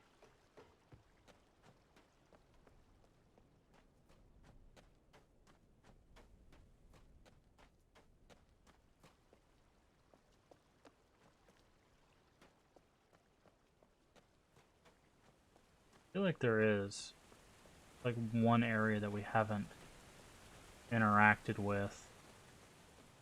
There is that locked door that we don't know how to get behind in the rotating room.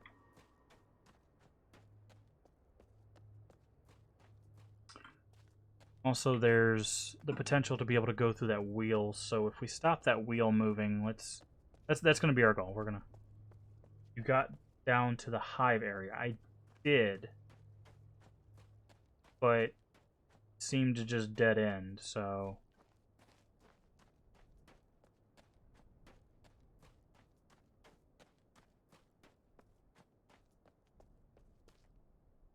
I mean, we can look around. Fine.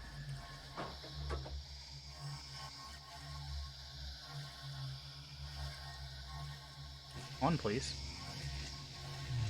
I guess, yeah, the hive area would probably be the closest thing to the tree, but didn't see any tree.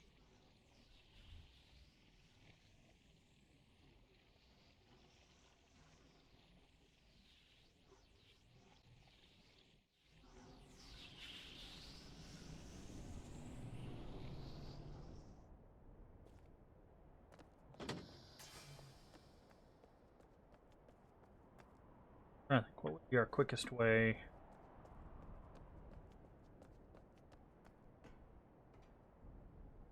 Oop.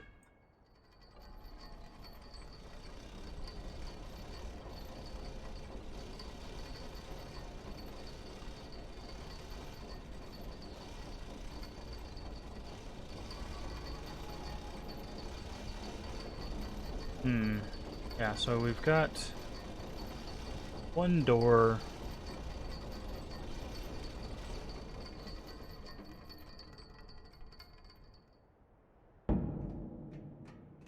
Okay.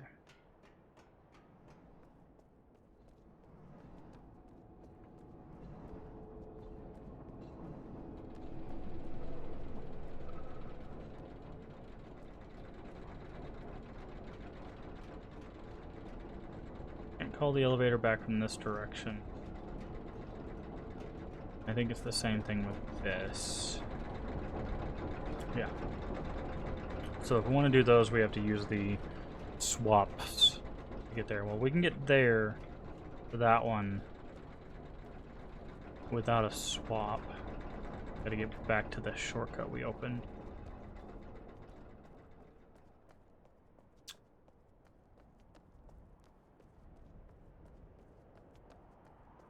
Oh, wait, we were gonna turn off that thing. That's why we came this way.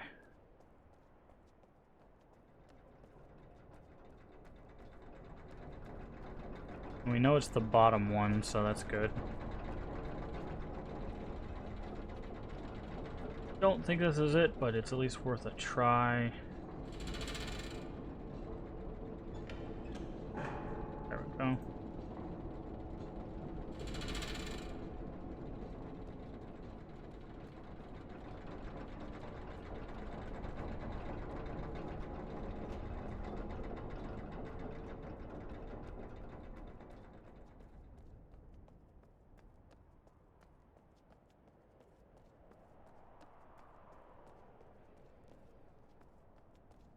Down, down, down.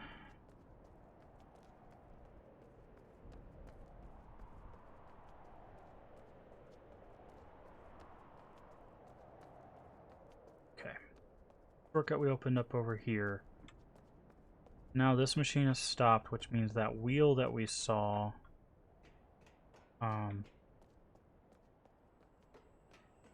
assuming we can actually... Assuming...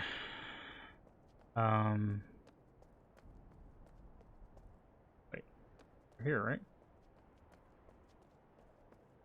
Yeah. Assuming that wheel actually being stopped does let us walk through it, that should be a new area.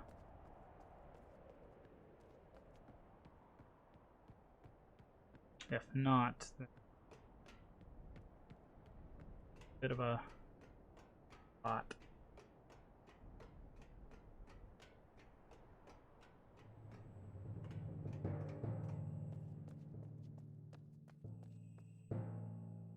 Yeah. With all that, couldn't interact with it. Put it on the scale, and I guess we just weighed too much. Orb doesn't seem to be locked. This door.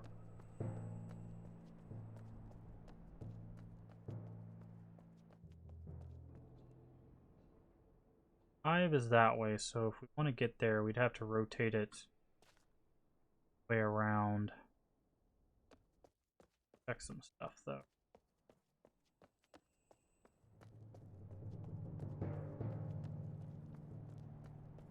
Yeah, okay. So, we know where green is. It looks like we're going to have to do some rotations. Assuming it's 45. 1, oh, just 2, 4, 6. I need 6 rotations.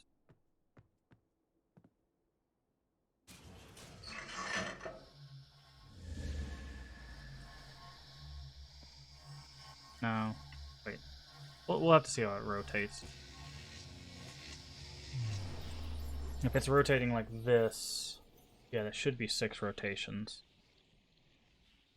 2 to line up that way. 4 to get it that way. So yeah, it would be 6 to get the stairs down. If my math is correct. If not, we'll have to do this another couple times, but...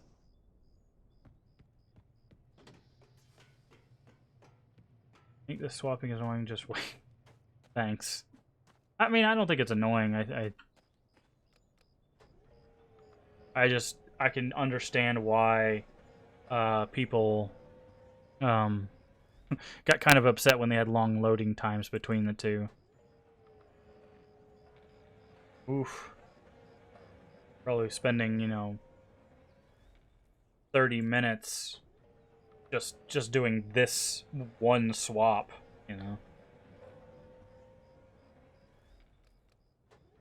Or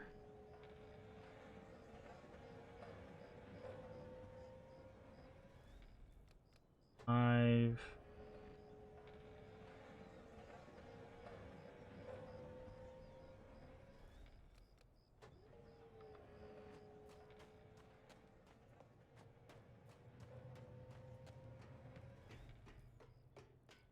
Could be the green direction. If not, then worst case it's the elevator. Actually, worst case it's nothing. But if it's the elevator, we can just take the elevator back up. I guess not really a reason to. I'm trying to think, it's like, well, it'd make it quicker to get down here, but honestly, the biggest issue I have with the swapping is just the little circles can be a bit of an eyesore. And I was wrong. Okay. Where is the green? Is that it over there?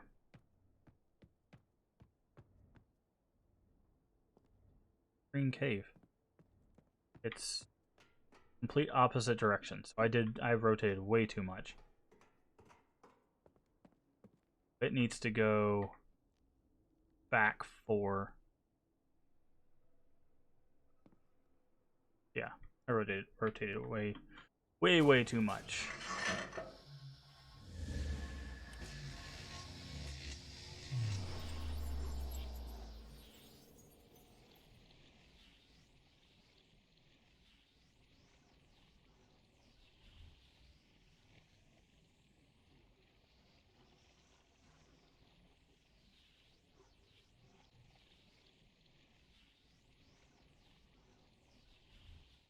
The best is yet to come. Yeah.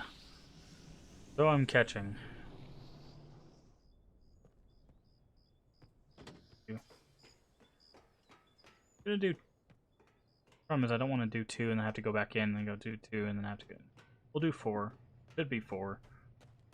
If not, then figure it out from there.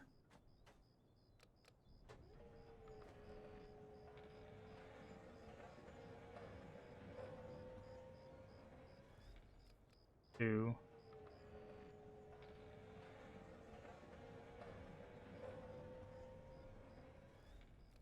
3. This 4 is 180, right? So whatever direction it's pointing, it will point the opposite 4. So that's basically just the thing we have to keep in mind. Alright, so this one's green? I guess this one was green. Okay.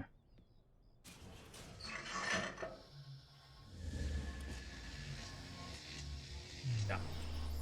I think we're going to be playing this for the next few days, probably. How long it takes to get through some of this stuff. Yeah, like this is a bit of an eyesore. I wish there was like a place you could look that wasn't bright because of the...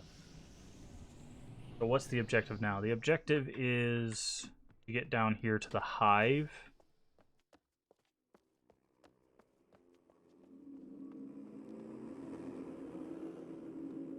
Because there was a, if I remember correctly, this direction there was a spinning wheel. Might be mistaken, but there was a wheel that we couldn't get through because it was on, basically. And I want to see if now that it's off, if we can walk through. Oh, I wasn't mistaken. See, this right here. And we can, so. Ta-da! Progress.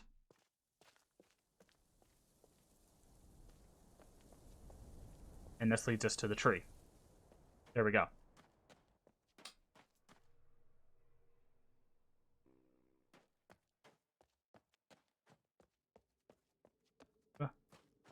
So our objective has now changed. We have, with this, we are finishing up this area, moving into the green area next. So now I just gotta remember which, I guess it's only one portal will work. Aptar tree get, correct. Oh wait, we gotta wait for the power. There we go. I really do like this design. This is a really cool aesthetic. Like the life force kind of moving through the tree. This should be the green tree, which we don't have access to. I do believe one we're looking for is this one. Nope, that's red. Can't get through the red either. I believe this is... Yeah, that's going to be the Mofang area, which... Sophia?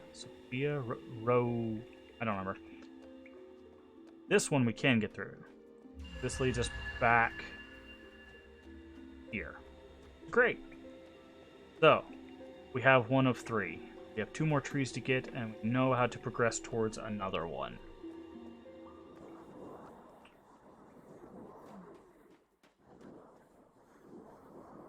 Okay. Come on. You can do it. I have faith in you. Get up. Here we go. Good job.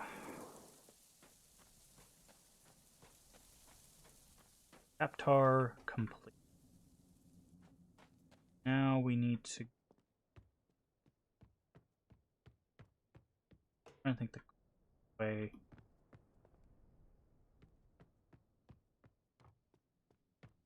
I don't think so, but if this is where, yeah, if it's where I think it is, we can get there from this direction.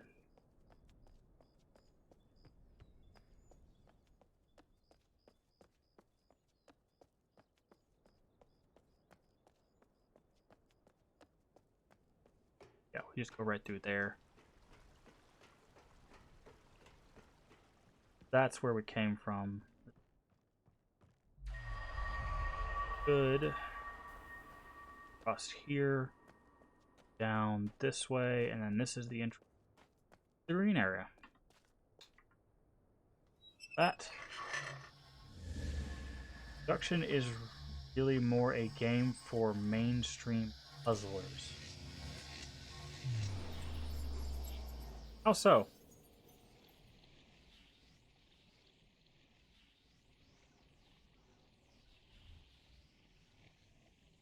Are you saying that, like, this is more focused on, like, being appealing to a large group of people, or are you saying that like the puzzles themselves are like catered towards people that puzzle a lot? I'm not quite sure what you're trying to get at with that. Focus on a bigger audience. Don't panic. This is the best way to keep everyone safe. Just stay on this path and cross the first bridge. Then keep going until you get to that sign-in area. You'll get more information after you sign in. Okay. Focus on a bigger audience. Don't panic. Oh, This is whoa, the whoa, whoa. best Stop way talking to me. keep everyone safe. Just stay on this path and cross the first. Nope, not doing what you're saying. I mean, I would agree with that, but that's probably because they want it to be focused on a bigger audience. Okay, so we got another swap. Because it's new, right? It's not... This is their first foray in a puzzle game outside of the Myst, you know, called world, universe. Okay, we can't do anything with that. So they definitely wanted to make it broader, but I don't understand why is that pertinent.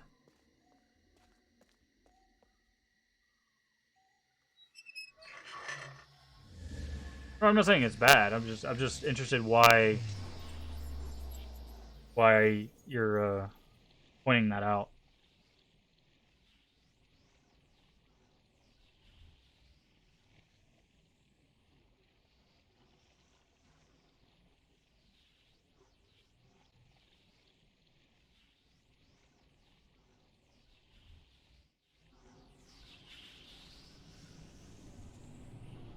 Alright, where are we? Oh, interesting. So now that rock bridge is there. Huh.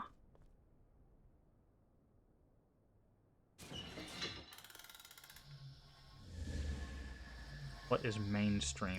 Mainstream is like the concept that it's meant for the biggest audience possible. It's what everybody goes to. Like mainstream music is like the popular music for everybody at the time. It just means that it's what the largest audience engages with effectively. That's what mainstream is.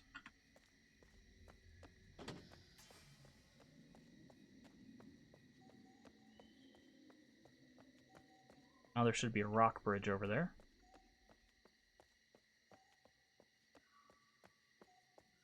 Oh, not that way. Yeah.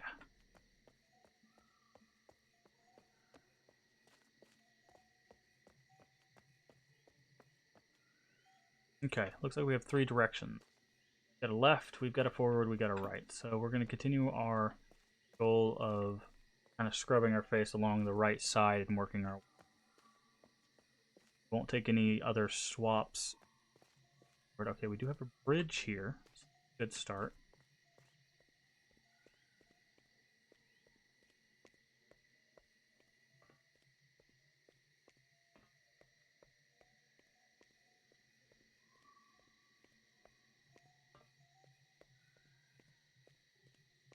But yeah, no, because most players do not finish, not because it's hard, but because of launch problematics, and it's frustrating and hard to get the good ending out of too bad for most players.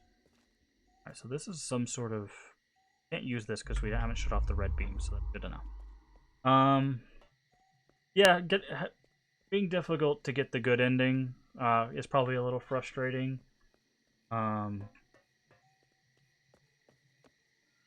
The problems with launch, definitely. That's... Yeah, see, the thing is a lot of that is just unfortunate with game development. Like, once again, when you're a studio of, let's say, 200 people, the max you can have testing your game is 200. However, once you put that game on Steam or GOG or, you know, whatever launcher you want to use, you then have thousands and, you know, even hundreds of thousands or even millions, depending on, you know, the popularity of the game, of people that are now interacting with it. So they're going to find and deal with stuff that in ways that you didn't think about, right? So, yeah, it's having launch problems is just an unfortunate thing with games nowadays. Okay, so we can't go that way just yet. So it looks like we're going left.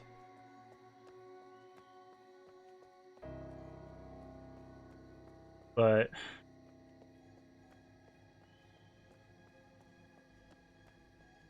early access. Yeah, see the problem with early access is like me personally, I don't buy into early access because I don't know if the project's actually going to get finished. But yeah, early access in its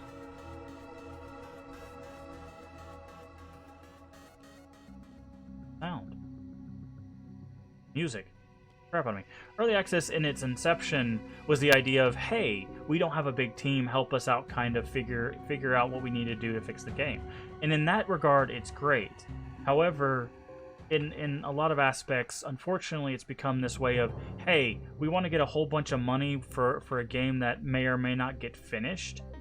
Please give it to us, right? And then people end up with a game that's released, but it's not any better than the issues that it had from the start. I guess we interact with this.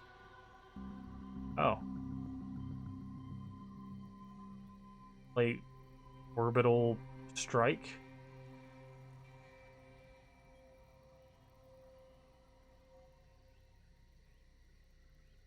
Huh. But yeah, and like early access. Whoa.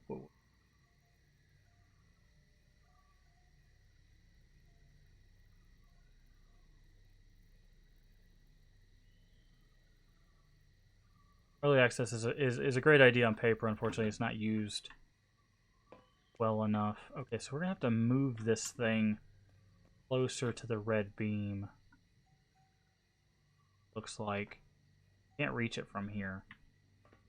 Although, not sure what path it intends to take without that.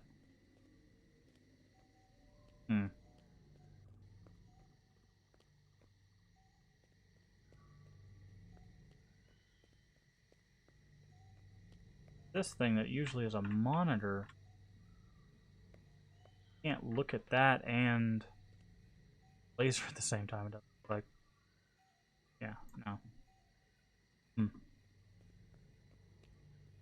But yeah, that's why I unfortunately had to avoid early access, because it's like, this game has been in development for like 8 years, but the developers decided, 3 years in, that they really don't want to put any more resources toward the project for whatever reason, and then you're kind of stuck with, a game that's more or less unfinished. So, and some of them are expecting $30-$40 for this kind of stuff.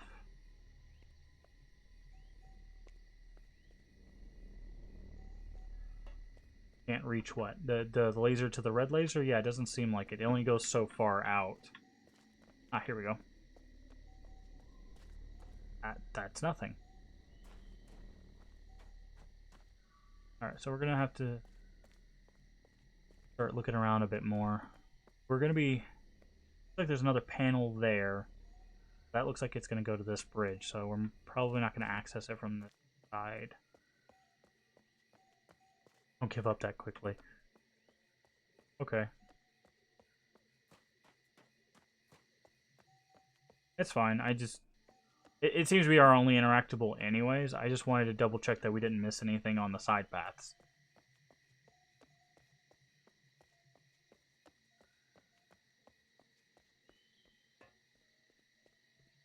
Because we did have like this direction that led somewhere. I think it leads to a teleport wall. Yeah. So it's literally the only thing we can interact with in this world, so play joystick video game. But yeah, there's I don't think there's anything wrong with building something for that's trying to get a wider audience. I honestly detest the purist idea. It's like, well, you're not a real gamer if you didn't do this thing, or you're not a real adventure gamer if you haven't played this game. Because like I've never played Monkey Island, right? It'll be a first playthrough when we play it. A lot of people will be like, oh, you've never really played adventure games until you've played Monkey Island, and it's like, well, it's gatekeeping. It's to make people feel better about themselves. That's why I don't prescribe to the idea that you have to have played a certain game or listened to a certain type of music or created a certain type of art in order to be considered a uh, person in that field. Okay, that didn't. Oh, it is back to go forward. Okay, that's what I thought.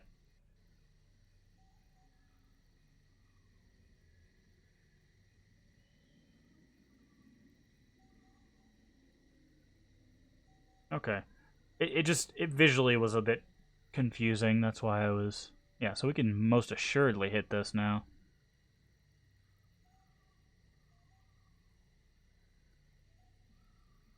Right there we go. Yeah. It was back to go up.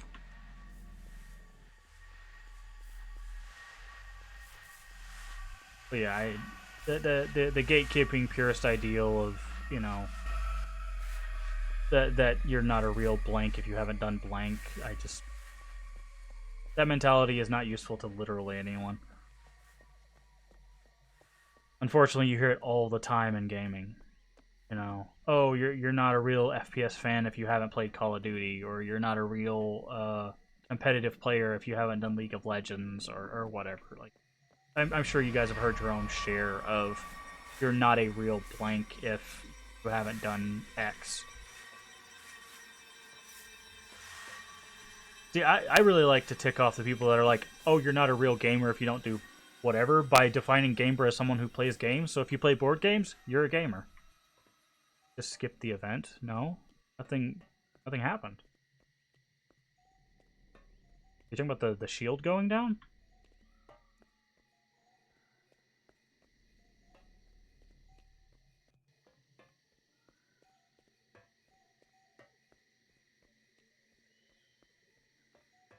Oh, if I were supposed to see something, I'm sorry. Oh, maybe the screen behind us. Is that what you're talking about? The screen was going to go off and tell us something?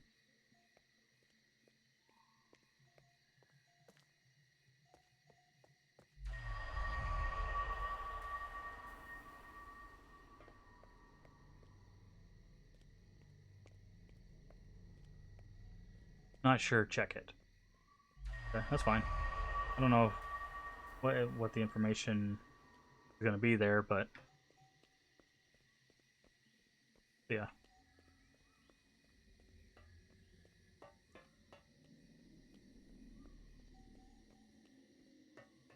I'm guessing you had to wait around there for the thing to pop up and be like, this is what the shield does. Or maybe return forward or whatever. Fine, we'll go look at it. It might be pertinent information, it might not be, who knows. I mean, I don't, but...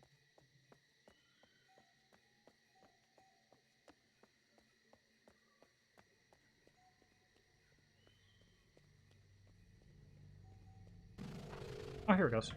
Why? Are you waiting for some purpose? I'd prefer you hurry.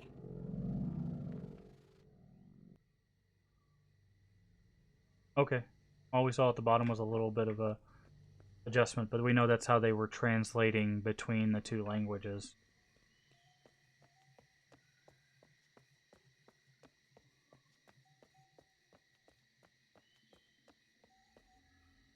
Wow, you totally missed the first part of the message. Okay, well, just, what's the first part of the message?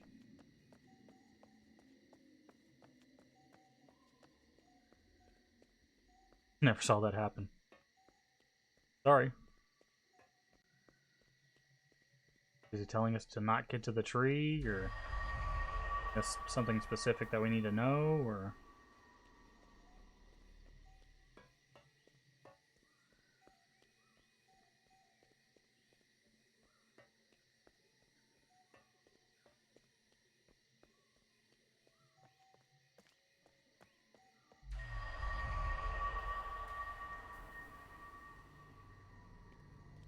thing was being used for food and he needs to be rescued, but for some reason he looks strange because he's turning red.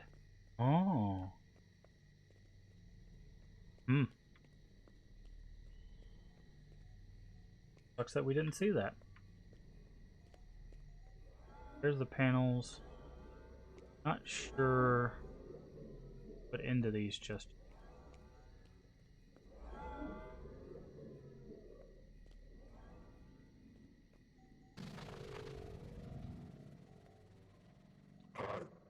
This desperate situation up here. If you could, please.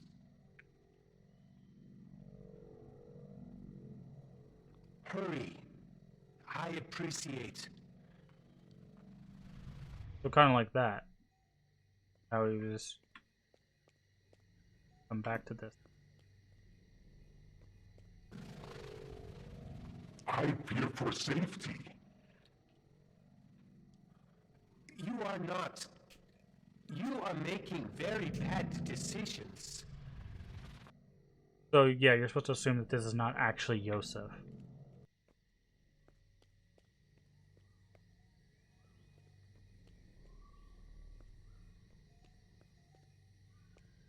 Like there's another message. Alright. So we have these panels.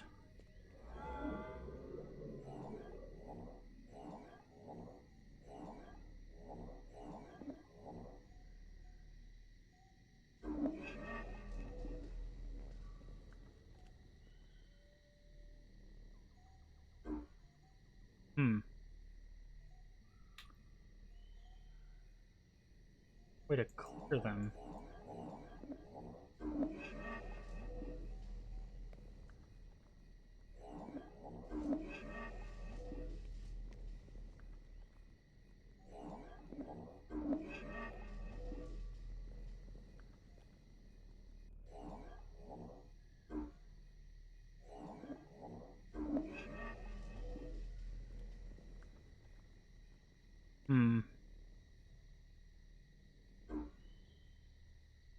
Oh, that one.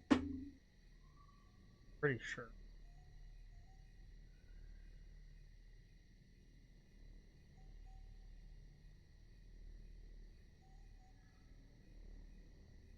Huh.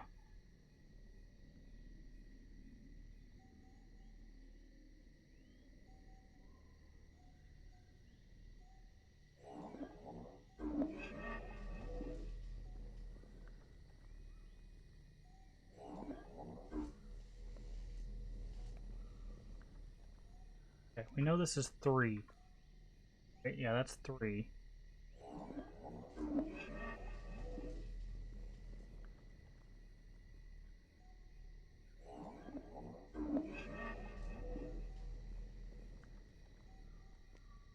Okay. Sure what this is wanting us to know.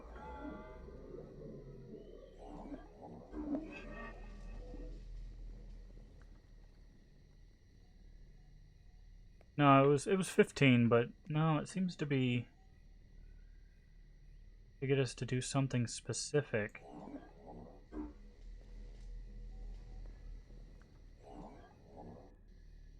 Seem to take it away either. That's interesting. Okay, we've got most of the bridge with this. Got here.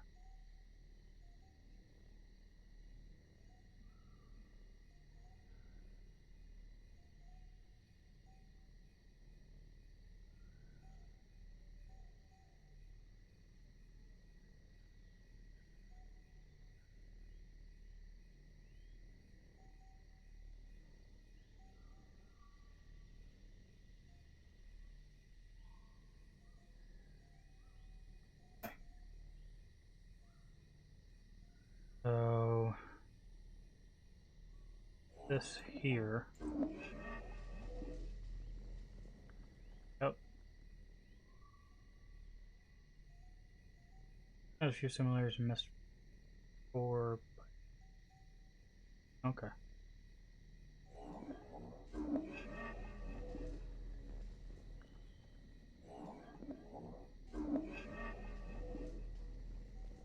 Okay, well, we solved the bridge.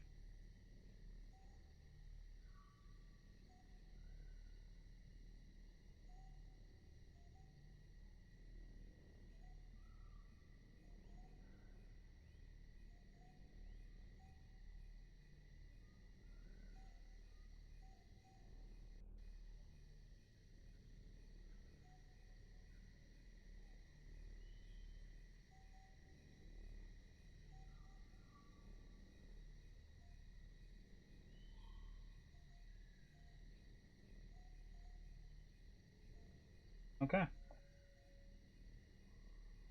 No, it doesn't seem to be the 15 after all. I'd really love to go back to the other world and type that in to see what number that is, but try it on this one as well.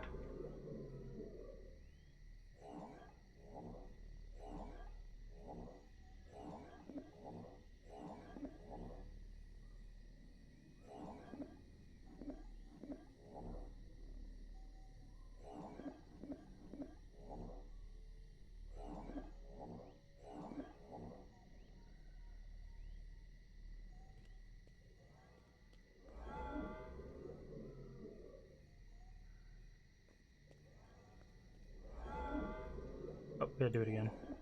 I want to make sure this connected.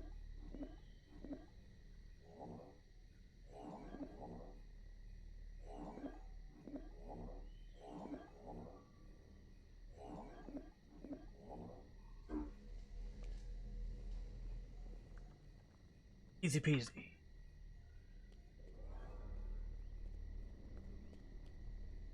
Oh, this looks fun. I have to swap certain portions of the orb in order to open it. This area of influence here, whereas this one is here. I want to start out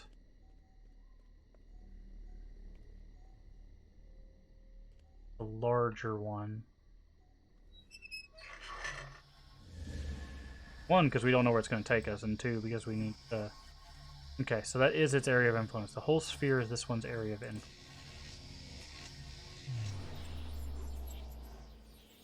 And then we'll have this tinier sphere next to it. My guess is maybe they'll be on some sort of rotating platform.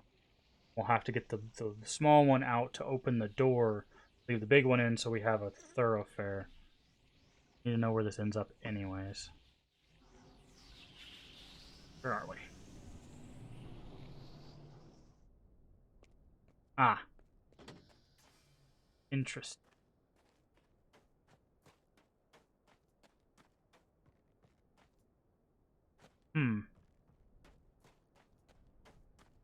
Rather unexpected.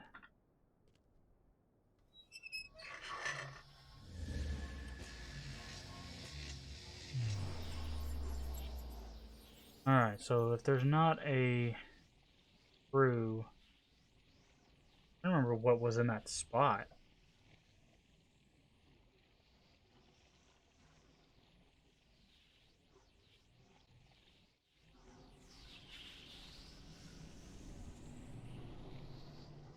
Garbage. Garbage is what was in that spot. Got it.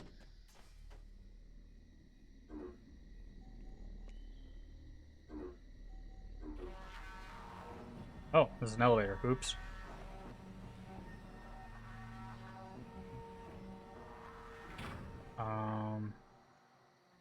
Sure. Do you want to go down here? Looks like we have a path to the right with that orb. Have a path down. Go down.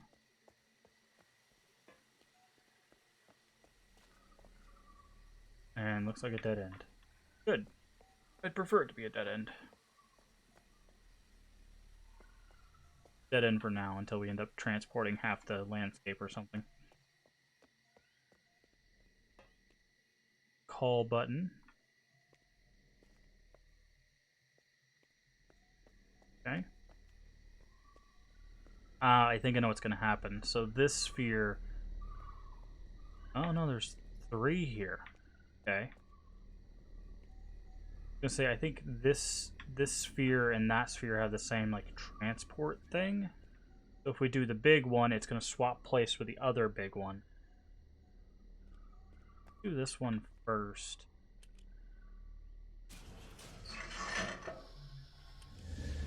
I'm curious what this one's swapping places with.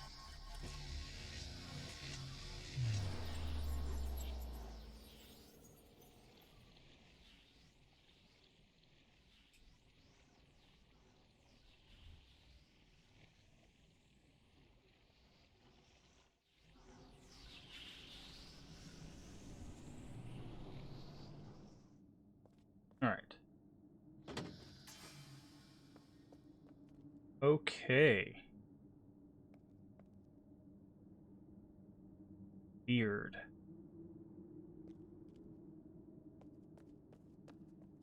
Haven't been in this place.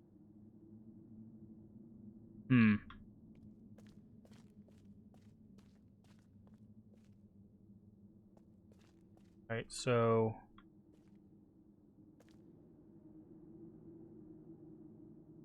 do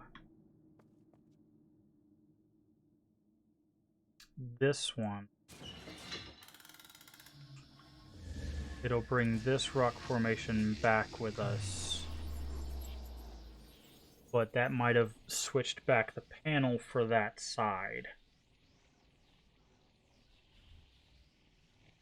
Because we don't have any panels to create bridges with yet.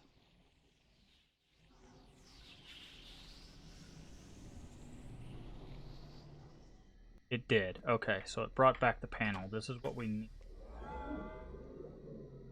Right. Now the fun part. Hey. Not playing a puzzle game because we want to stare at all the fancy stuff. Gotta puzzle at some point.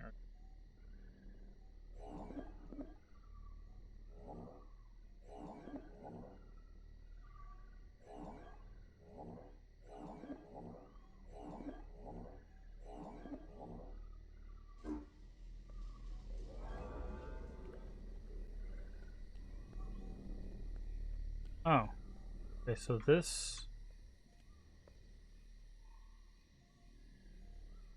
is useful to us.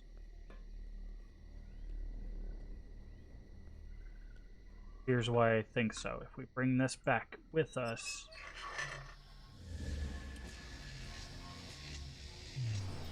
that'll be the bridge to that side, in theory.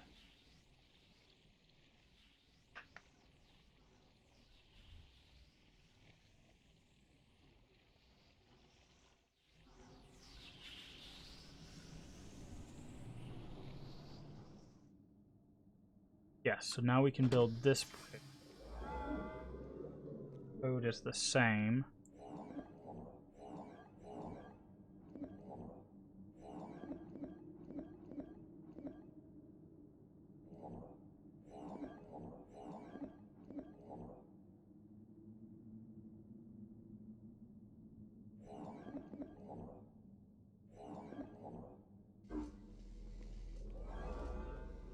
Code is the same. Where does this take us? Nowhere.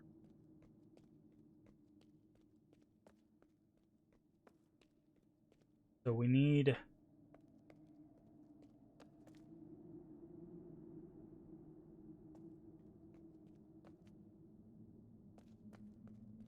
this one.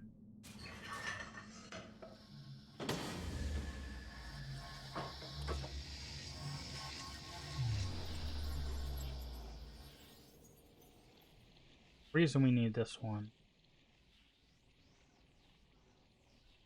because now we can take the one on the right back.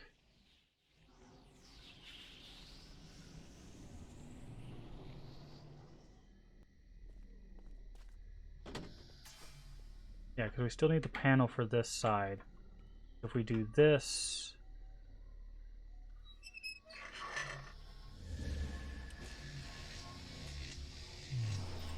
put the panel there.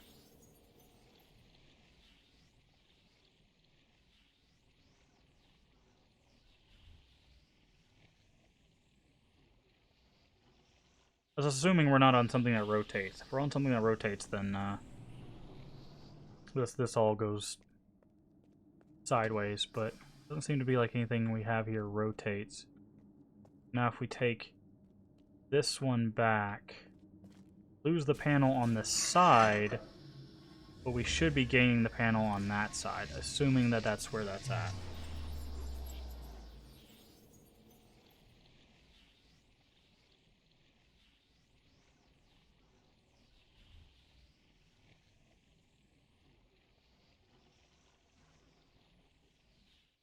Says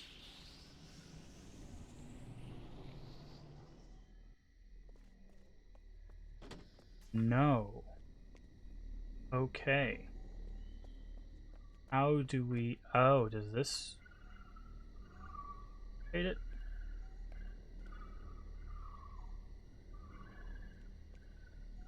This do something? Ah! It rotates. Okay. If we knew that ahead of time, then I would have done this completely differently. Alright, but we know how to solve that problem. This one...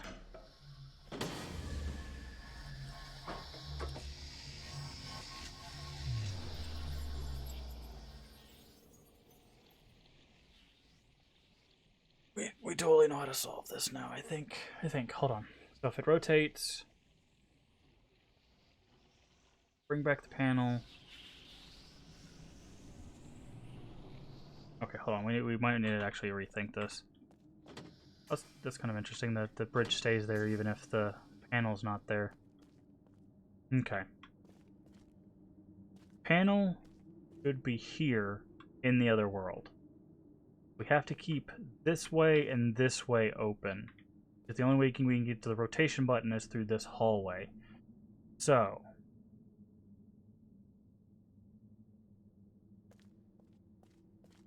want to take...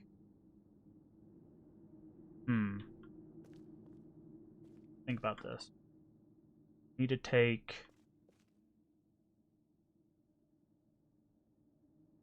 Because we can't get into this without this hallway being there. Take this one back.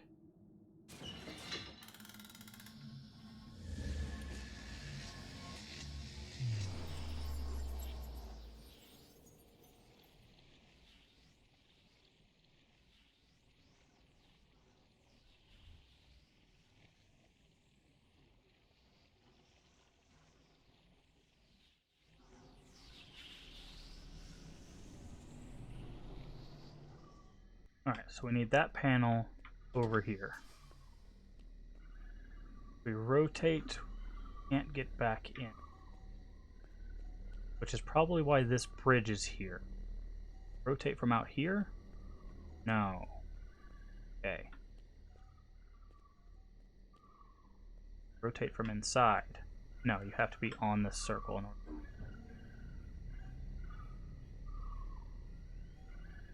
Oh. That's it. Okay.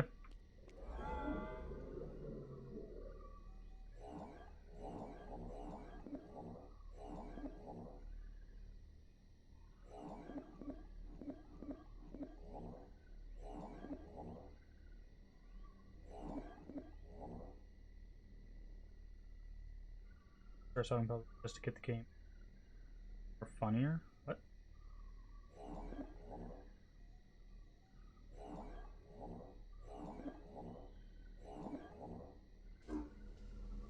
Right.